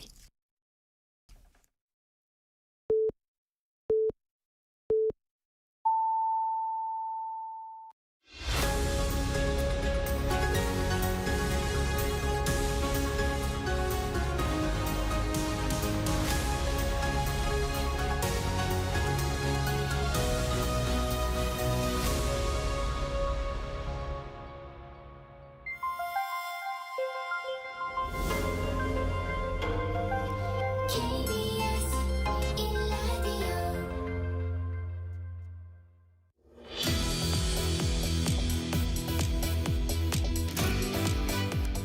이번엔 김남근 더불어민주당 의원과 정치현안 그리고 3차 상법 개정안에 대해서 이야기 나눠보겠습니다. 어서 오십시오. 네, 안녕하세요. 서울 성북을 김남근 국회의원입니다. 네. 자, 앞에 길게 얘기는 했지만 어제 하루 종일 제일 화제가 된 게 한미 정상회담이어서요. 어떻게 보셨습니까? 우리 한국은행 총재님께서 다행스럽고 굉장히 잘된 협상이다 이렇게 말씀하셨는데요. 뭐 네. 저는 같이 공감하고 있고요. 자동차와 그 부품 관세는 이제 경쟁국 수준으로 내려가게 됐고 또 반도체도 굉장히 중요한데 이제 대만보다 불리하지 않게 됐고요. 그 다음에 그 의약품 같은 경우에는 이제 최애국 대우도 받을 수 있게 됐고 또 우리가 굉장히 우위에 있는 항공기 부품이나 복제약품 같은 경우는 아예 무관세로 전환이 돼서 큰 이제 성과를 얻었다 이렇게 생각이 들고요. 우려했던 이제 농촌 부분 이제 쌀이나 쇠고기 추가 개방 네. 부분에 대해서 개방하지 않기로 해서 잘 이제 방어되고 또 얻을 것도 얻었던 국익과 실리를 잘 챙긴 이제 그런 협상이 아닌가 생각합니다. 네, 아주 호평을 주셨는데 국민의힘 쪽에서는 이런 평을 내놨습니다. 일단 트럼프 대통령이 원하는 대로 마무리됐다. 또 7월 대미 투자 설명과 달리 현금 부담이 과도했다. 특히 외환시장에 미칠 충격과 국가 부채 증가 등 부작용이 상당할 것이다. 이런 지적을 했는데 여기에 대해서는 어떻게 생각하십니까? 그래서 이제 외환시장 이제 부담을 주는 문제가 상당히 걱정됐던 것인데요. 네. 그 2천억 달러에 대해서는 이제 10년 동안 매년 상한을 200억 달러로 해서 이제 나눠서 하기로 했고 네. 또 그것도 이제 외환시장에 부담을 줄 우려가 있다. 그런 경우에 있어서는 금액과 시기를 다시 조정할 수 있도록 이렇게 안전장치를 뒀거든요. 또 투자 내용도 뭐 트럼프 쪽에서 요구하는 이제 뭐 무리한 투자에 대해서 다 투자라는 게 아니라 상업적 합리성이 있는 어떤 이익을 낼 수 있는 이제 그런 것에만 투자를 하기로 했고 그 다음에 이제 수익 배분도 5대5로 하기로 했고 20년 내 회수가 안 되게 되면 이제 다시 조정하기로 해서 네. 걱정했던 내용들은 이제 많이 해소가 되었다 이렇게 생각합니다. 네. 마지막으로 안보 관련해서 핵 동력 잠수함, 네, 원자력 잠수함 확보를 제안을 했는데 이 정도까지 강하게 공개적으로 제안할 거라는 예상이 보도로는 별로 나오지는 않았어요. 이 제안은 어떻게 보셨습니까? 뭐 협상에서 또 저희가 또 얻을 것도 또 얻어야 되는데 네. 특히 이제 우리가 이제 잠수함에서 이 디젤 잠수함만 있다 보니까 자막 능력이 떨어져서 북한이나 이제 중국의 잠수함을 추적하는 것들이 이제 잘 안 됐기 때문에 네. 이 안보 공백을 메우기 위해서 이 핵잠수함의 이제 연료가 될 수 있는 것들을 이제 확보할 수 있도록 하는 그런 것들을 얻어낸 것입니다. 네, 알겠습니다. 자, 코스피 지수가 6월 달이었죠. 그때 3,000을 돌파했어요. 근데 그때 2,000에서 3,000까지 오는데 3년 6개월이 걸렸다라고 했고요. 근데 넉 달 만에 지금 4,000을 돌파를 했습니다. 지금 의원님이 민주당 이제 코스피 5,000 특위 위원이신데요. 이때 특위가 출범할 때요. 당시에 4천 돌파 시점 언제쯤 될 거라고 생각하셨어요? 뭐 올해라고는 생각은 안 했고 이제 한 내년쯤 될 수 있지 않을까. 잘 개혁이 추진된다면 이렇게 네. 생각을 했는데요. 뭐 네. 생각보다는 이제 좀 빨리 왔다 이렇게 볼 수 있을 것 같고요. 네.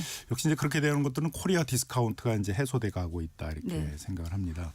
코리아 디스카운트의 핵심적인 내용 중에 하나가 이제 우리 투자 대상 기업들이 지배 구조가 불투명하다 보니까 갑자기 투자자들이 생각지도 못한 손해를 보는 경우들이 많았단 말이에요.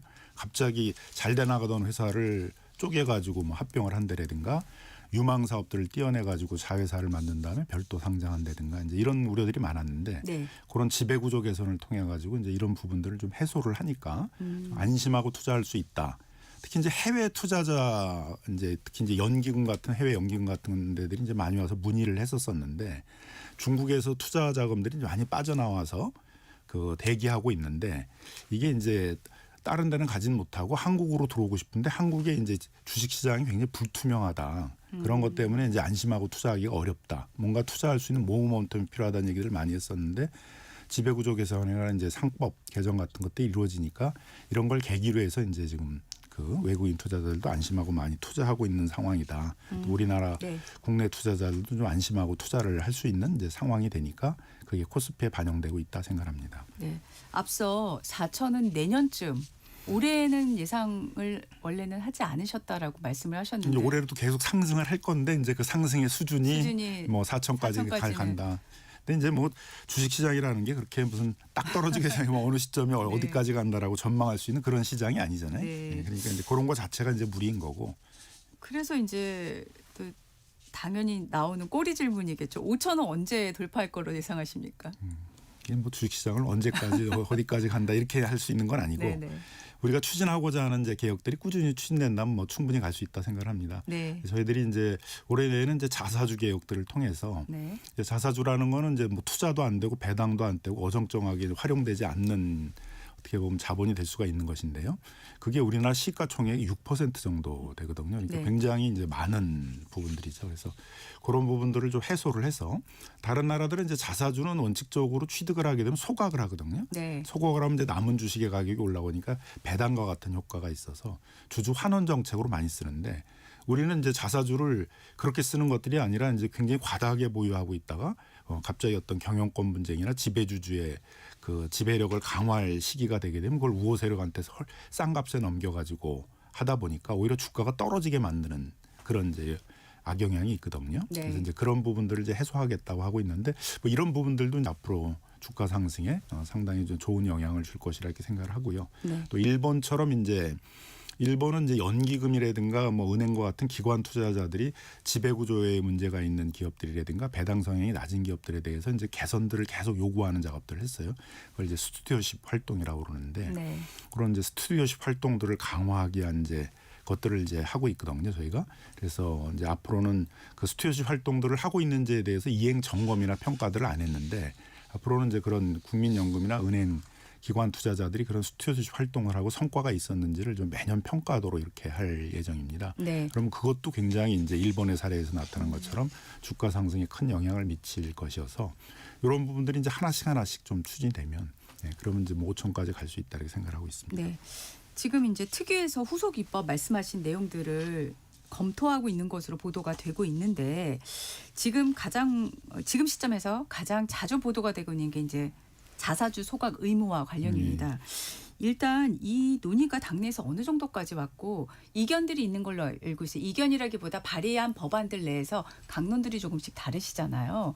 그래서 어느 정도나 이게 내용이 그러니까 토론이 논의가 좁혀지고 있는지. 뭐 논의는 이제 어느 정도는 이제 의견이 모아져서 이제 네. 뭐 입법을 추진할 수 있는 상태까지는 와 있다 이렇게 이제 생각이 들고요. 뭐 네. 핵심적인 내용은 이제 결국은 뭐 신규 자사주에 대해서는 원칙적으로 이제 뭐 1년이든 일정한 유예 기간 안에 소각을 하고 이제 자발적으로 취득한 것들이 있잖아요. 이제 예를 들면 스톡 옵션을 주기 위해서 네. 뭐 우리 사주 조합에 배정하기 네네. 위해서 한 것들은 그 목적대로 이제 처분을 하도록 하고 또 비자발적으로 취득하는 것들이 있어요. 이제 합병 같은 경우 할 때 뭐 주식 매수 청구권 때문에 확보를 했다든가 이런 부분들은 이제 신주 배정하는 거하고 이제 유사하게 주주 평등의 원칙을 지키면서 어떤 재벌 총수 같은 특정 주주의 지배력 강화에 쓰이지 않도록 하면서 이제 그 처분될 수 있도록 공정하게 처분될 수 있도록 하는 이제 그런 장치를 갖추는 거거든요. 네네. 다만 이제 고민이 되는 부분들이 이제 워낙 우리가 그 자사주 남용을 방치하다 보니까 뭐 롯데 같은 데들은 이제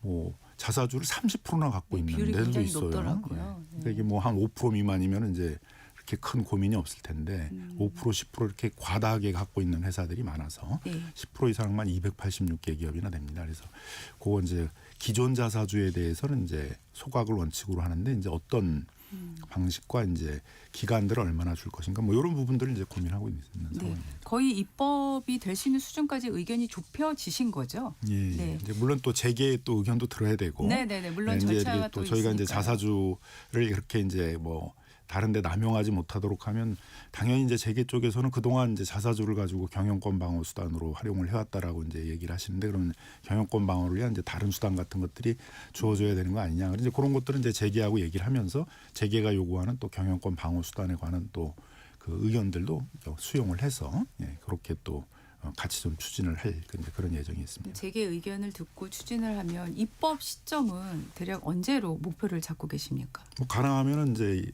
이번 정기국회 올해 내에는 좀 처리를 해야 된다. 올해 안에. 네네, 알겠습니다. 다음에 이제 그 배당소득 분리과세 얘기인데요.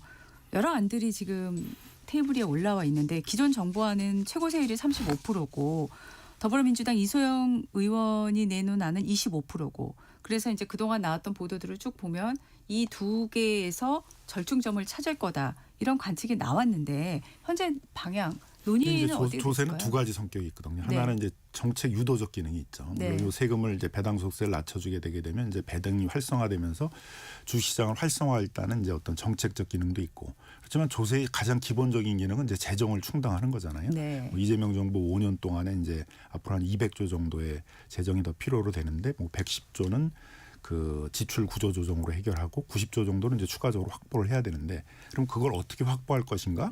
뭐 부동산에서는 얼마, 주식에서는 얼마, 뭐 법인에서는 얼마, 뭐 이제 이런 어떤 재정 계획이 있어야 되잖아요. 네. 그러니까 그런 재정 계획을 같이 얘기하면서 조세에 대해서는 그래서 이제 한꺼번에 논의하는 게 좋다. 그 과정 속에서 배상소득세는 그런 정책적 기능이 굉장히 중요하니까 배당소득세에 대해서만은 이제 좀 낮추는 방향으로 하자. 뭐 예를 들면 이렇게 얘기가 되는 게 이제 합리적일 거란 말이에요. 네. 그래서 배당소득세만 따로 논의하지 않고 같이. 지금 이제 예산 부수법안으로 같이. 이제 네.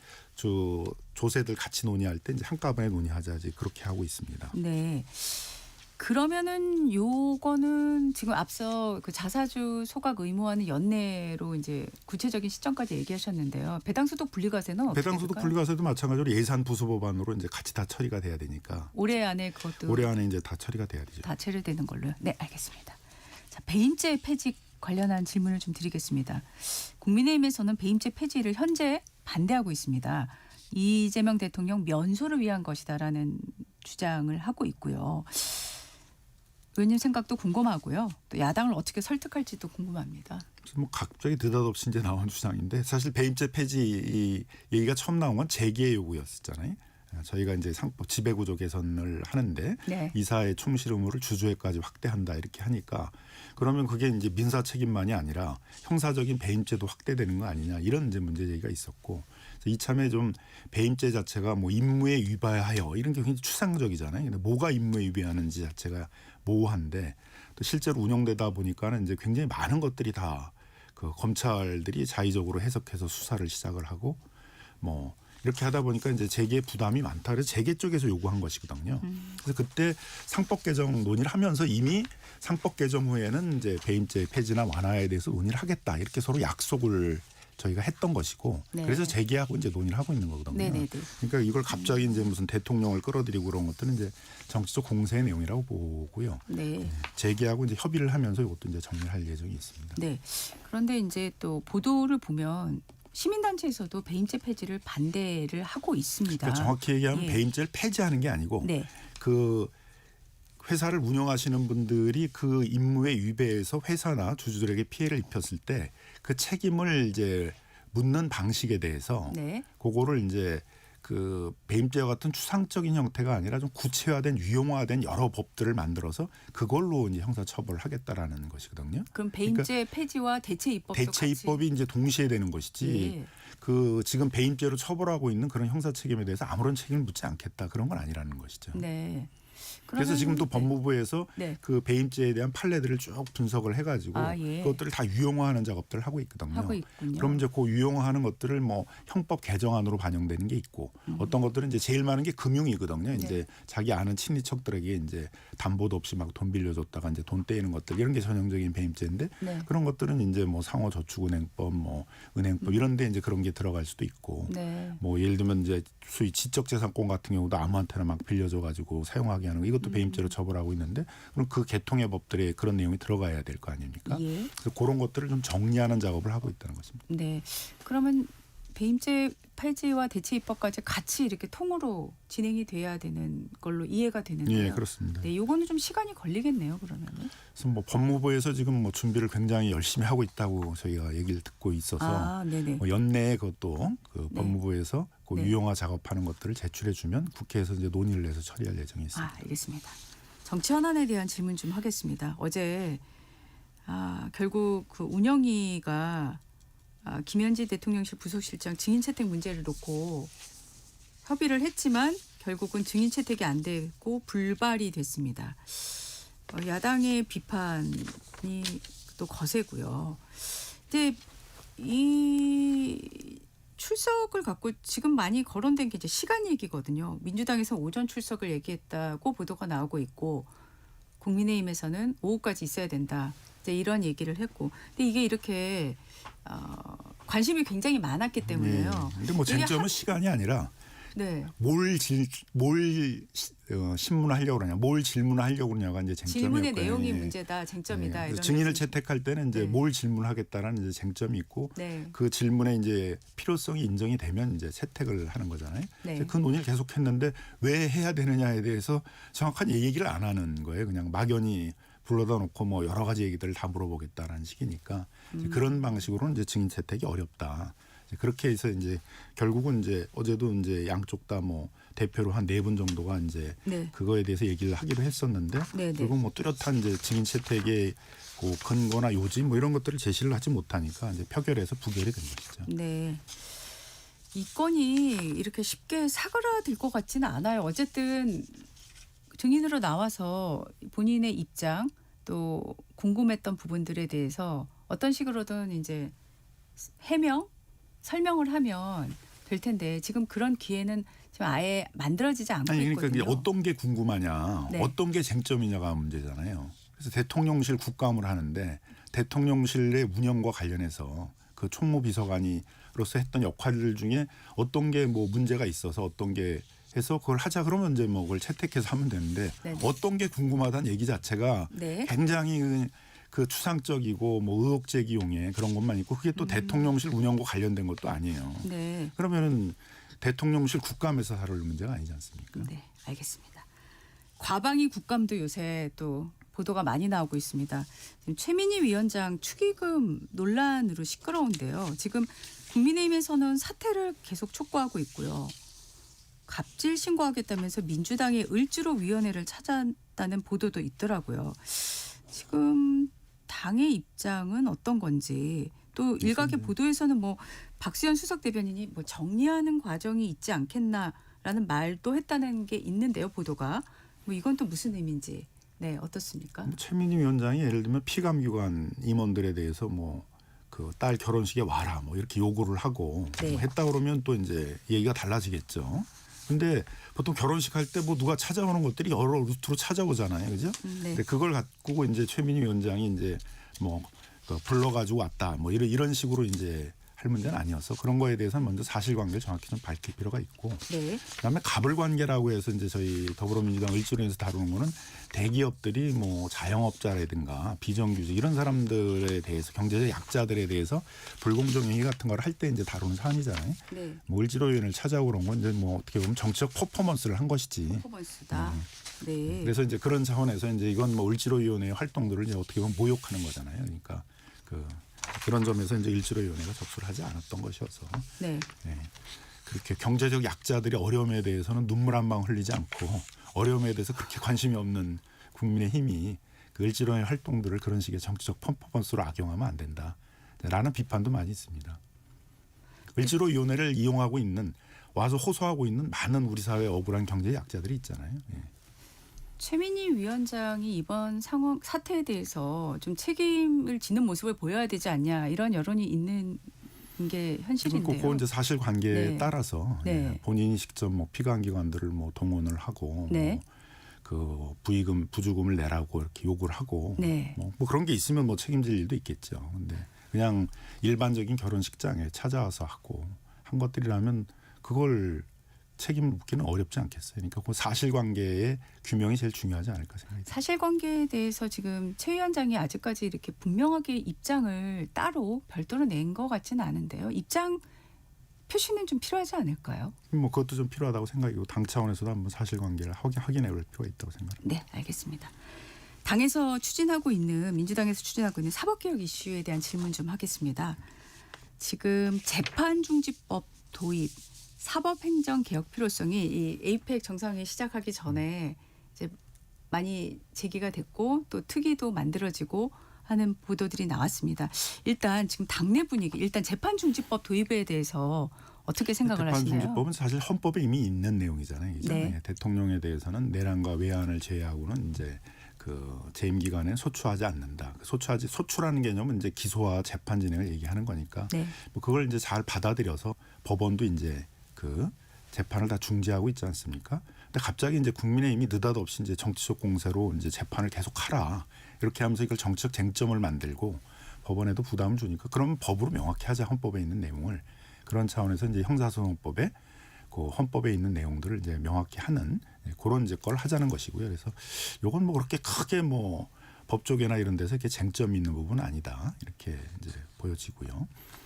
그다음에 이제 법원 행정처를 개혁하는 부분들은 이제 오래전서부터 있었던 얘기입니다. 네. 세계적으로 그 법원 행정처를 법관들로만 구성해서 운영하는 나라는 그렇게 많지 않거든요. 법관들은 이제 재판을 하는 전문가고 재판에 집중을 해야지 행정을 하는 사람들은 아니잖아요. 그러니까 법원 행정처에서도 그런 행정 전문가들이 참여를 해서 행정을 좀 더 투명하고 효율적으로 해야 되는데 법관들 중심으로만 이제 법원 행정을 하다 보니까 뭐 인사도 그렇고 정책도 그렇고 그 운영하는 것들은 굉장히 불투명하다, 투명하지 않다 그런 비판들이 많이 있거든요. 그런 차원에서 이제 법원 행정처 개혁이 필요하다는 것이고 그건 처음 나온 게 아니라 이 21대도 그런 이제 사법 개혁에 대한 요구로 뭐 전 이탄희 의원 뭐 이제 이런 분들이 그런 법원 행정처 개혁안 같은 것들을 내놓고 있고 법학자들이나 뭐 참여연대 민병과 같은 이제 그런 시민 단체에서도 법원 행정처 개혁에 대해서는 그런 법관으로만 구성되는 폐쇄적인 형태가 아니라 네. 좀 더 개방적이고 투명한 형태로 개혁해야 된다 그런 요구들을 해오고 있거든요. 그런데 이제 이런 지적을 하는 있는데요. 이제 왜 이 시점이냐? 이재명 대통령의 재판이 지금 5개 재판이 중지돼 있는데 앞서 뭐 말씀은 하셨습니다. 헌법에 이미 이런 개념이 다 명시가 있는데 이거를 이제 헌법에 있고 법원에서도 구체화, 이제 네네. 중지를 했는데 네네. 이제 국민의힘에서 이걸 자꾸 정치적 쟁점하잖아요. 이제 재판을 재개하라 이렇게 네네. 이제 얘기를 하고 있고 네. 이제 국민들 중에서는 이제 일부 판사들 중에 정치적 성향이 있는 판사들이 재판을 실제로 그런 국민의힘의 요구대로 정치적으로 재개를 하면 어떻게 하느냐 또 이런 우려도 있으시니까 네. 그럼 그걸 헌법에 있는 내용들을 명확히 하자 이제 이런 것이죠. 네. 필요하다는 입장은 확실하신 것 같고요. 근데 지금 이제 당의 사법개혁 5대 과제에는 이 두 가지는 지금 포함되어 있지 않은 상황인데요. 앞으로 그러면 이게 좀 더 확장돼 가지고 7대 과제로 들어가서 당론으로 추진된 가능성은 어떻게 보십니까? 뭐 이제 당론으로 추진하기로 한 이제 그 5가지 과제에 대해서는 이미 이제 네. 당론으로 추진하기로 했고요. 네. 나머지 과제에 대해서도 이제 법사에서 논의를 해가지고 네. 추진을 할 이제 그런 예정입니다. 네, 알겠습니다. 앞서 이제 그 자본시장과 관련한 질문들 중에 제가 빠뜨린 게 하나 있었습니다. 지금 그 금융투자 소득세 관련한 질문인데요. 원래 이재명 대통령이 대선 공약으로 제시를 했던 건데 지금 이 금투세에 대한 논의는 어떻게 돼가고 있는지 앞으로 이게 또 뭐 지금 수면 아래라고 제가 표현하는 게 정확하게 상황을 설명하는지는 모르겠습니다만은 이게 좀 당 차원에서 논의가 될 가능성이 있는지 좀 궁금한데요. 조세는 원칙적으로 한 조세 별로 얘기하지 않는다. 모든 조세를 하나씩만 논의하면 다 세금은 내일 사람들 입장에서는 다 깎아주면 좋은 거잖아요. 그죠? 근데 그럼 나라를 어떻게 운영을 하겠어요? 그러니까 조세 얘기는 먼저 재정 얘기를 하고 전체적으로 재정을 운영하는 데 있어서 이재명 정부 5년 동안에 이제 신산업도 지금 육성을 해야 되는데 굉장히 많은 투자를 해야 될 상황이고 또 양극화도 심해졌기 때문에 이제 경제 약자들을 지원하는 그런 복지 행정이라든가 이런 것도 필요로 되기 때문에 그런 걸 하기 위해서는 얼마 정도의 재정을 추가적으로 확보해야 된다가 먼저 논의가 돼야 되고 거기서 이제 뭐 조세 수입을 확대하는 형태로 뭐 한 90조 정도를 더 확보해야 된다 그러게 되면 결국 이제 조세 얘기를 할 수밖에 없잖아요, 그죠? 그러면 이제 그거를 조세 형평의 원칙상 뭐 주식시장에서는 부동산에서는 법인에서는 뭐 이렇게 이제 그 골고루 형평성 있게 걷어야 되고 만약 이제 주식시장에서 그런 재원들을 확보해야 된다면 어떤 방법으로 할 것이냐 할 때 이제 다시 금투세 얘기를 하면서 금투세를 다시 이제 도입을 해가지고 그런 좀 더 공평하고 안정적으로 그런 재정 수입을 확보할 수 있는 그런 또 주식시장에 있어서도 공평하게 이제 조세가 그 영향을 미칠 수 있도록 하자라는 이제 논의를 이제 그 시점에 이제 해야 된다고 생각하고 있습니다. 이번 올해 말에 이제 내년도 예산을 짜면서 재정 상황과 관련한 검토를 하시고 하면은 금투세 관련한 논의도 또 다시 올라올 가능성이 있을까요? 올해는 이제 그 윤석열 정부가 이제 감세를 해놔가지고 그 재정제 적자가 엄청 커졌잖아요, 그죠? 이제 그런 거를 지금 줄이자, 원상 회복하자라는 이제 큰 기조에서 운영을 하고 있기 때문에 올해 논의하기보다는 좀 뭐 더 좀 내년이나 이렇게 가야 이제 논의가 시작되지 않을까 생각하고 있습니다. 내년이나 가야, 일단은 알겠습니다. 지금 또 추가 질문이 있는데요. 지금 민주당에서 그 법 왜곡죄 이 추진을 공식화했는데 대법원에서는 반대 의견을 전달한 것으로 전해지고는 있습니다. 의원님께서는 이 부분은 어떻게 생각하십니까? 이제 결국 사법부에 대한 불신이죠. 사법부가 어떤 법과 양심에 따라 재판을 하는 것이 아니라 어떤 자기의 어떤 정치적 성향이나 뭐 이런 거에 따라서도 이제 재판을 하는 것 같다라는 이제 불신들이 상당히 커져 있는 상태고요. 뭐 독일도 이제 이런 유럽 국가들 같은 경우에도 이제 이런 어떤 시대적 상황들을 한번 겪은 다음에 독일 같은 나라에서 그래서 법 왜곡죄라는 걸 도입한 거거든요. 판사가 이제 자신들이 어떤 갖고 있는 법의 해석이나 법의 원리에 의해서 하지 않고 그렇게 자의적인 재판을 할 경우에 있어서는 이제 처벌을 할 수 있는 근거 규정을 이제 둔 것이고요. 실제로 처벌을 한 사례는 극히 이제 많지 않지만은 그런 것들이 이제 매년 이렇게 문제가 되고 있거든요. 그게 어떻게 보면 판사들이 또 자신들이 헌법에 나와 있는 법과 양심에 따라서 재판을 하도록 자신을 이제 또 다스리는 그런 원리로도 작동을 하고 있는 것이기 때문에 뭐 그런 차원에서 논의가 좀 필요한 부분이 아닌가 생각하고 있습니다. 논의가 필요한 부분으로 생각을 하시고 지금 부동산 11호 부동산 대책을 갖고 여러 가지 지금 논란들 공방들이 오가고 있습니다. 근데 이제 공급 확대 또 뭐 수요 억제 여러 가지 얘기가 있는데 그 와중에 지금 민주당 쪽에서 제초안 폐지에 대한 언급도 좀 있었어요. 의원님께서는 이 제초안 폐지와 관련해서는 어떻게 생각하십니까? 일단 이제 저희가 이렇게 부동산 시장이 굉장히 비상 상황에 처해 있는 거는 윤석열 정부 3년 동안에 서울 지역의 주택 공급이 급감을 했거든요. 그 직전 3년과 윤석열 정부 이제 3년을 비교하면 착공 기준으로 하게 되면 2022년도에 한 절반 정도가 줄었어요. 그리고 2023년에 또 한 60% 정도 줄었고 2024년에도 한 절반 정도 줄었습니다.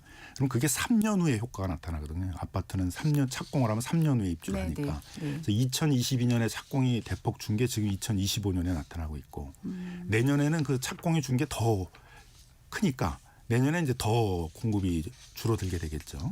그리고 그 다음 해까지 이제 크게 줄는 상황이어서 이런 비상 상황에 좀 대비하기 위해서는 시장을 좀 실수요자 중심으로 꼭 이제 무주택자와 같이 이제 내 집을 마련할 필요가 있는 사람들 중심으로 재편할 필요가 있고 그 다음에 이제 그런 데 있어서 제일 중요한 건 이제 금융 정책이라고 생각을 해서 저희들이 이제 금융 정책 중심으로 이렇게 대비를 하고 있는 것이고요. 조세 문제에 대해서는 이제 조세 문제로 단기적인 집값 대책을 한다 이런 것들은 이제 저희가 하지 않겠다. 조세 문제는 아까 말씀드린 것처럼 이제 전체적인 재정 계획 하에서 재정을 더 추가적으로 확보할 필요가 있으면 그런 논의하에서 국민들께 이제 우리가 재정 확보가 필요하니까 뭐 보유세든 뭐 재초안이든 뭐 하겠습니다. 이렇게 이제 얘기를 하겠다는 것이고요. 그래서 재초안을 따로 부동산 대책으로 따로 논의하지는 않을 것이고 뭐 필요하다면 이제 그런 전체적인 재정 계획과 관련해서 논의를 하고 재초안을 거둬서 또 뭐 예를 들면 강북의 외곽 지역이나 이런 데는 투자를 필요로 하는 데들도 많이 있거든요. 네. 알겠습니다. 낙후된 지역에 있어서는 또 이제 뭐 도로라든가 뭐 공공시설이라든가 공원이라든가 이런 학교라든가 또 투자를 해야 될 때들이 있으니까요. 네. 오늘 말씀은 여기까지 듣겠습니다. 지금까지 김남근 더불어민주당 의원이었습니다. 고맙습니다. 네, 감사합니다. 잠시 후 진격의 경제 이어갑니다.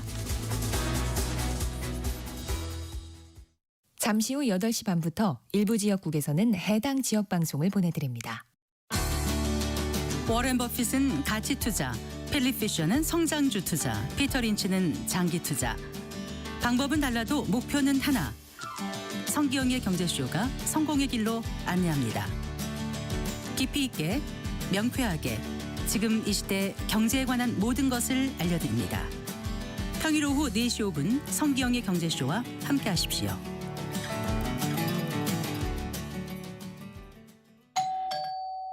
편지 왔습니다.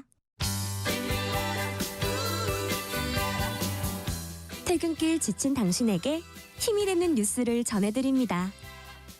매일 저녁 5시 5분 당신과 함께 읽는 세상 이야기 KBS 1라디오 뉴스레터 K.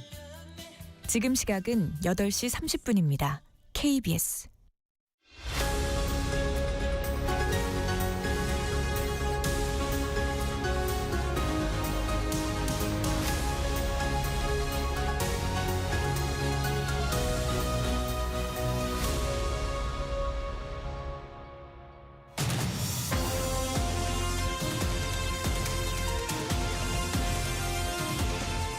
한미 관세 후속 협상이 정상회담에서 극적으로 타결됐습니다.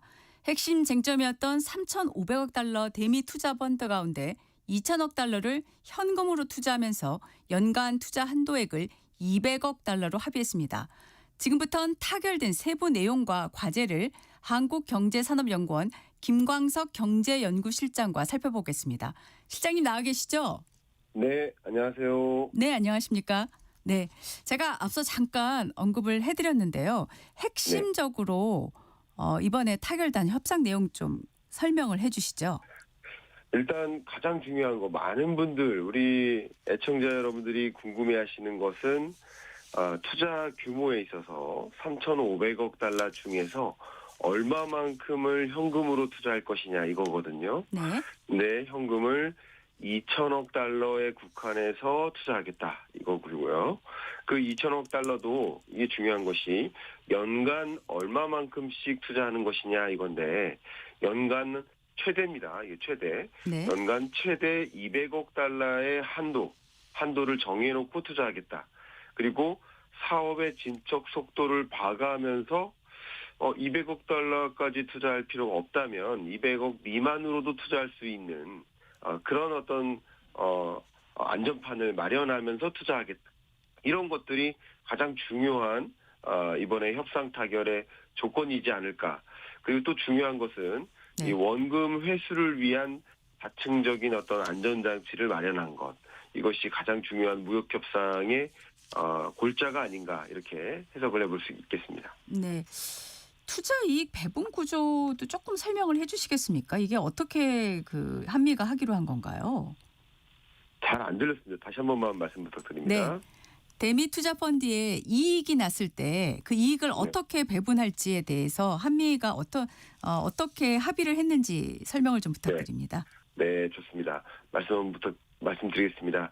일단은 대미 투자를 단행하고 나서 원금을 이제 회수를 해야 될 텐데 그 원금을 어떻게 회수할 것인가에 대한 논의가 당연히 필요합니다. 네, 원금 회수를 위해서 원금이 보장되는 굉장히 중요한 표현이 등장했는데 상업적 합리성이라는 표현이 들어갑니다. 네. 이 상업적 합리성이 있는 그런 사업에만 투자하는 것을 명시했다. 이 표현이 들어갑니다. 원리금 상환 전까지는 한국과 미국이 각각 수익을 5대5로 배분하는 것은 일본이 합의한 것과 같습니다. 네. 일본이 합의한 것처럼 5대5로 배분하는 건 같습니다. 근데 한국이 일정 기간 동안 예를 들어서 20년 내에 원리금 전액을 상환받지 못할 것 같다. 만약에 그렇게 상황이 진전되어 가고 있다면 그 수익 배분 비율을 그때서 조정하는 것도 가능한 것으로 서로 양해할 것으로 약속을 하는 것이죠. 그래서 대미 투자금의 원금 회수 조건을 안정적으로 안전판을 추가적으로 마련하는 그런 조건을 추가적으로 걸었다라고 해석해 볼 수 있겠습니다. 네. 그 대미 투자 펀드의 총액이 2천억 달러인데 이거는 미국에서 계속 요구했던 금액으로 보도되고 있고요. 네. 이번에 합의된 그 연간 투자 한도액은 200억 달러인데 이거는 우리나라 외환 보유고 외환 운용 상황과 비춰봤을 때 최대치다.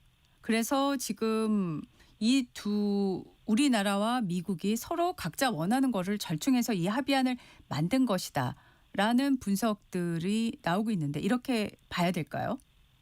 저도 그 부분은 맞는 것 같습니다. 물론 미국 입장에서는 3,500억 달러에서 거의 대부분을 현금으로 투자해달라 뭐 이렇게 요구를 했었거든요. 네. 일본처럼 말이죠.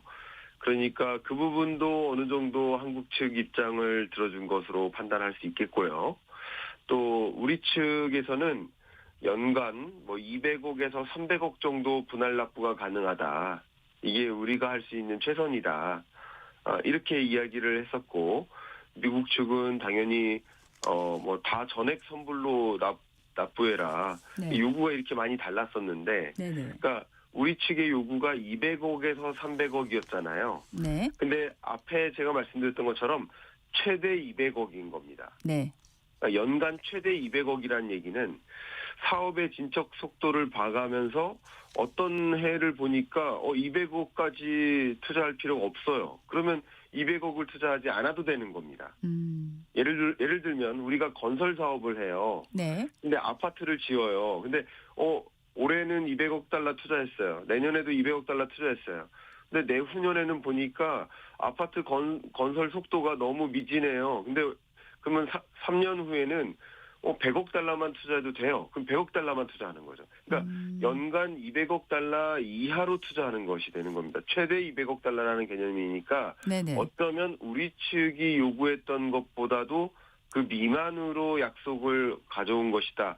이렇게 해석해 볼 수 있겠습니다. 네. 그 현금 2천억 달러가 이제 총 투자 금액인데 이 네. 투자금을 어떻게 조달하게 될까요? 자, 일단은 연간 200억 달러에 해당되지 않겠습니까? 네. 그러니까 현금 전체가 2천억 달러니까 네. 그러니까 매년 200억 달러만큼을 어떻게 조달할까 이렇게 생각하는 것이 현재로서는 생각을 해볼 필요가 있을 것 같고요. 네.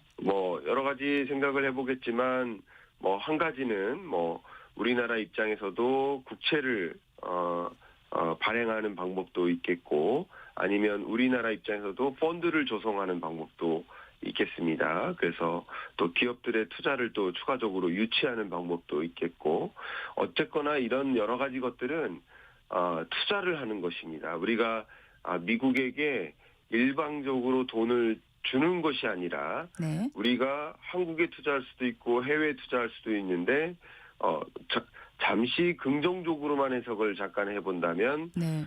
미국 시장에 투자를 하는 것이고 투자에 따른 수익을 안정적으로 가져오는 방법이라고만 생각해 본다면 적정한 투자 규모에 해당하는 200억 달러 미만의 자금을 어떻게 모을까에 해당하는 고민만 하면 되는 것이거든요.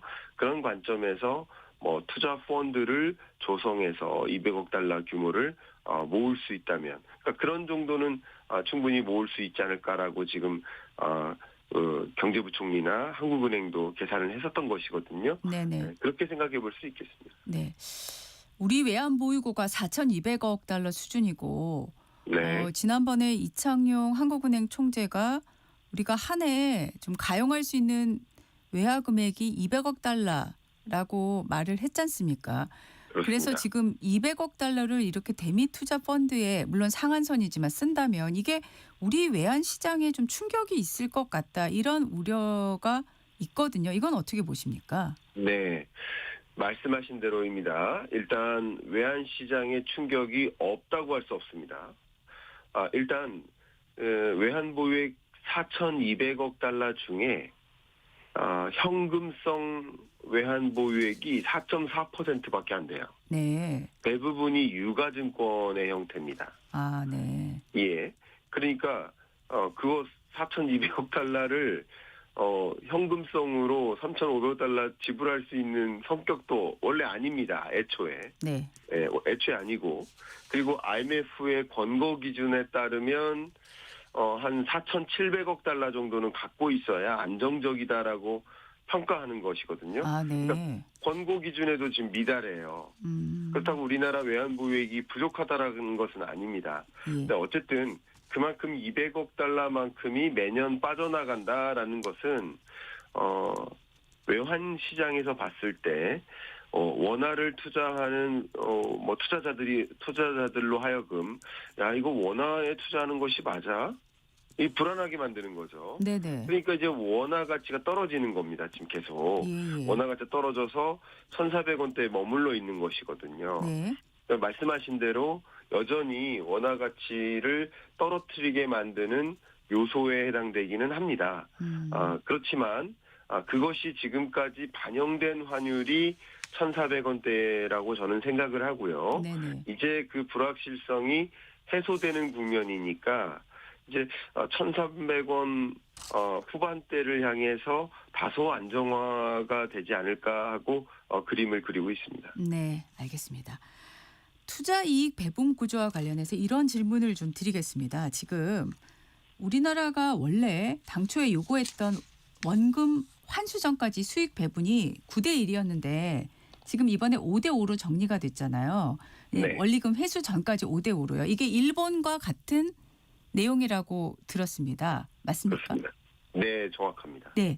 그런데 원리금 회수 이후에 수익 배분율을 어떻게 할지는 이번에 정리가 명확하게 되지 않았어요. 그래서 지금 김용범 실장도 언급을 했거든요. 20년 내 원리금을 전액 상환받지 못하면 수익 배분 비율을 조정 가능한 것으로 양해는 했지만 숫자가 명확하지 않은 게 좀 아쉽다 이렇게 얘기를 했어요. 이 부분은 어떻게 보십니까? 네, 저도 뭐 그 부분에 대해서는 좀 아쉬움은 일단 있습니다. 예. 일단은 아직까지도 뭐 조심스러운 의견을 드린다면 조인 스테이먼트라고 하는데 이게 한국어로는 한국어가 갑자기 생각이 안 나요. 공동 성명을 말씀하시는 걸까요? 네. 예. 이게 양국의 그러니까 쉽게 말하면 우리나라에도 미국에도 공동으로 그런 성명서가 발표가 돼야 됩니다. 네. 문건으로. 네. 근데 어제는 우리 측 국민들도 궁금할 것이고 미국 국민들도 궁금하지 않겠습니까? 네네. 그러니까 일종의 기자 브리핑이 급하게 있었던 것뿐입니다. 네. 근데 브리핑하는 과정에서 브리핑 문서를 가지고도 양자 간의 더블 체킹이 다 이루어집니다. 그렇기 때문에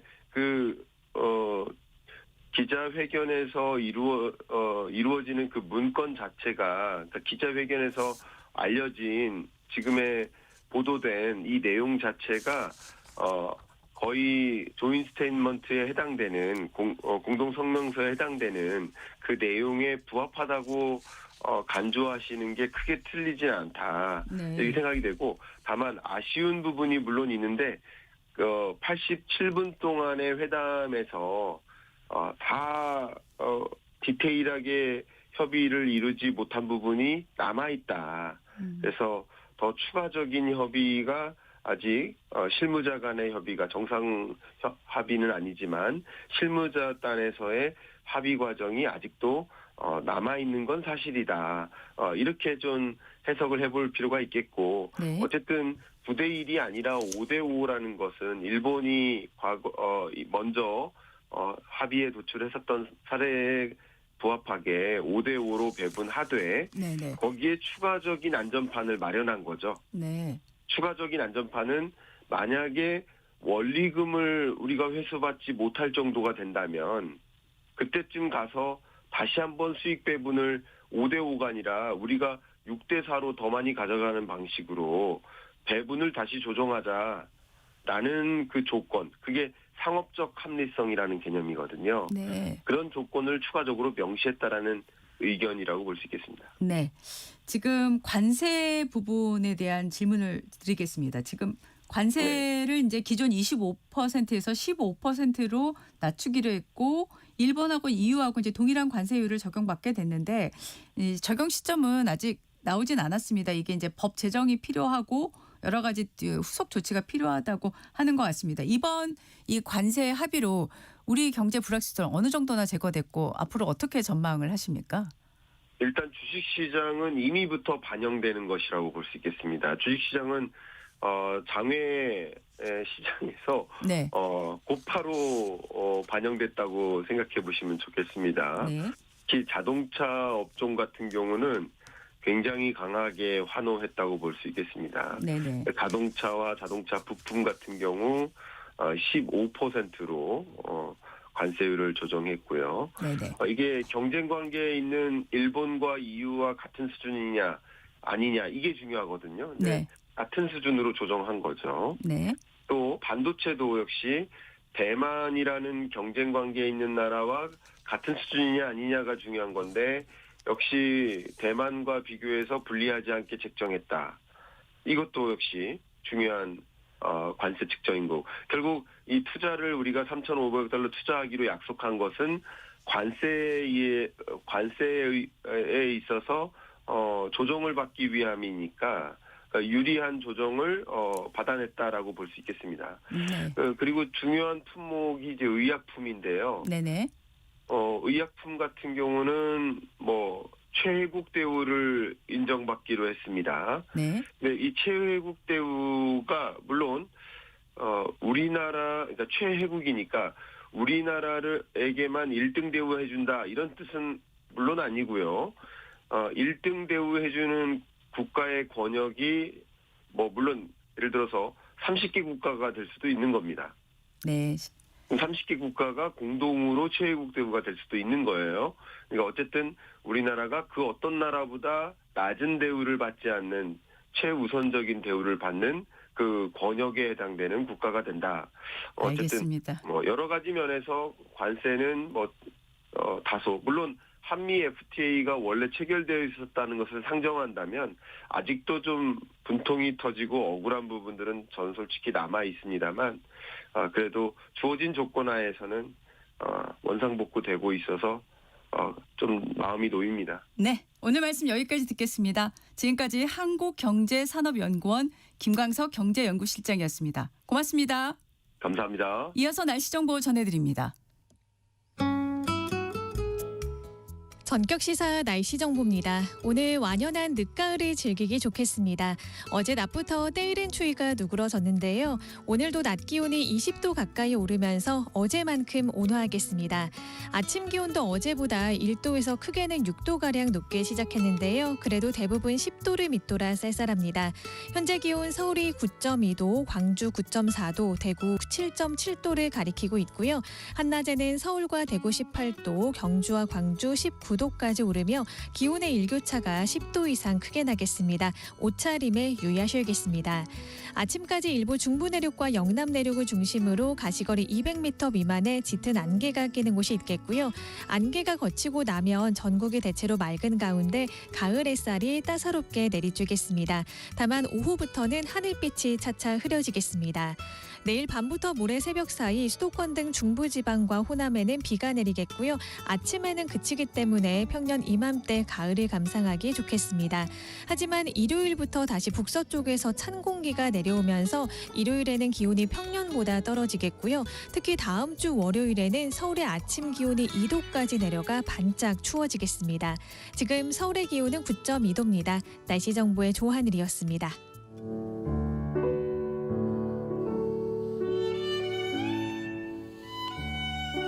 매주 목요일 문화 이슈를 다루는 문화 이슈 김원식 문화평론가 나와 계십니다. 어서 오십시오. 네, 안녕하세요. 에이펙 정상회의 전후에서 경주에서 문화예술 행사가 많이 열리네요. 네, 그렇습니다. 그래서 이번 주가 바로 에이펙 정상회의 주간이거든요. 근데 네. 행사들이 이번 주에도 많이 이루어졌고 또 이 에이펙 정상회의가 끝나고도 계속됩니다. 그래서 네. 우양미술관에서는 백남준 비디오 아트 15점, 그리고 솔고미술관에서는 박대성 화백 수묵화 등 여러 작품을 보실 수가 있겠고요. 네.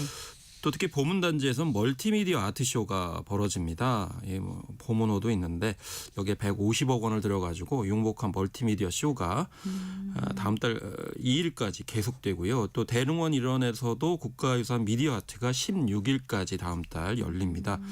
첨단 ICT와 예술이 결합해서 특히 대릉원 하면 이제 고흥이 몰려있기 때문에 이걸 어떻게 잘 활용했을지 궁금하고요. 네. 또 AI XR 골목 영화관도 다음 달 2일까지 운영이 됩니다. 그리고 크로스컬처 페스티벌도 다음 달 2일까지 경주예술의 전당 야외 특설 무대에서 열리게 되고요. 또 오늘 오후 1시에는 최대 인원 250여 명이 참여하는 안동 차전놀이가 선을 보입니다. 네. 이 외에도 우리나라 전통 민속 공연뿐만 아니고 해외의 26개 전통문화 공연이 또 이곳에서 펼쳐지고 또 엑스포 대공원에서 스트릿 아트 및 도자 인물 전시회가 다음 달 2일까지 열리고요. 또 어제 한미 정상회담이 있었던 경주박물관 네. 신라궁관 특별전이 31일부터 다음 달 23일까지 신라궁관 6점이 사상 처음으로 네. 전시가 됩니다. 한꺼번에 볼 수가 있기 때문에 네. 어제도 이제 선물로 청라청 금관을 네, 이제 네. 트럼프 대통령에게 선물을 했는데 그런 연장선상에서 생각을 해보시면 좋을 것 같고 또 다음 달 4일까지 단심 공연이 열리고요. 또 그 외에도 11월 7, 8일에는 김교각 공연 그리고 그 외에도 다양한 행사들이 11월 중순까지 열리기 때문에 지금쯤 약간 번잡해서 가시기 좀 힘들면 좀 지나고 가셔도 다양한 행사 맛보실 수 있을 것 같습니다. 네.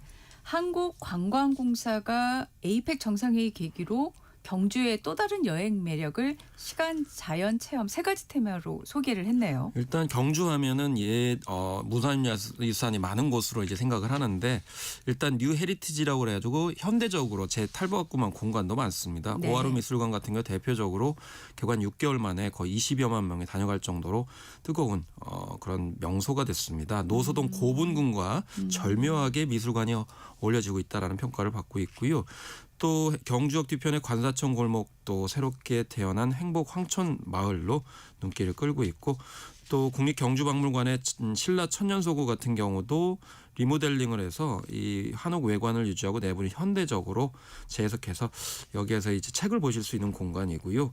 그 외에도 금장대 습지공원 같은 경우는 도심 속 힐링지로서의 유명 포토존으로 각광받고 있고 특히 하랑 언덕 같은 경우도 마찬가지로 경주의 숨은 비경으로 포토존으로 눈길을 끌고 있습니다. 그리고 경주가 동해안을 인접했기 때문에 양남에 주상전리군이 있다는 걸 잘 모르실 수 있는데 여기 네네. 방문하시면 좋겠고 또 액티비티 여행지로서 영남권 최대의 테마파크도 있고요.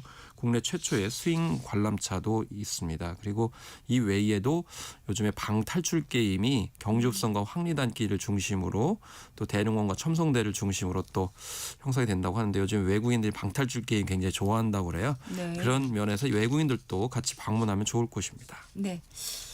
경주시가 최근 온라인을 중심으로 확산되고 있는 지드래곤 에이펙 첨성대 공연 관련 게시물이 모두 허위라고 공식 입장을 밝혔네요. 네, 일단 에이펙 홍보대사인 건 맞습니다. 그래서 최근에 에이펙 홍보 영상 주차장에 생긴 일에 노게런티로 참여해서 화제를 불러 모았지만 경주에서 어떤 행사나 공연에 참여하지는 않기 때문에 혹시 팬들이 착오를 익히지 않았으면 좋겠다라는 거고요.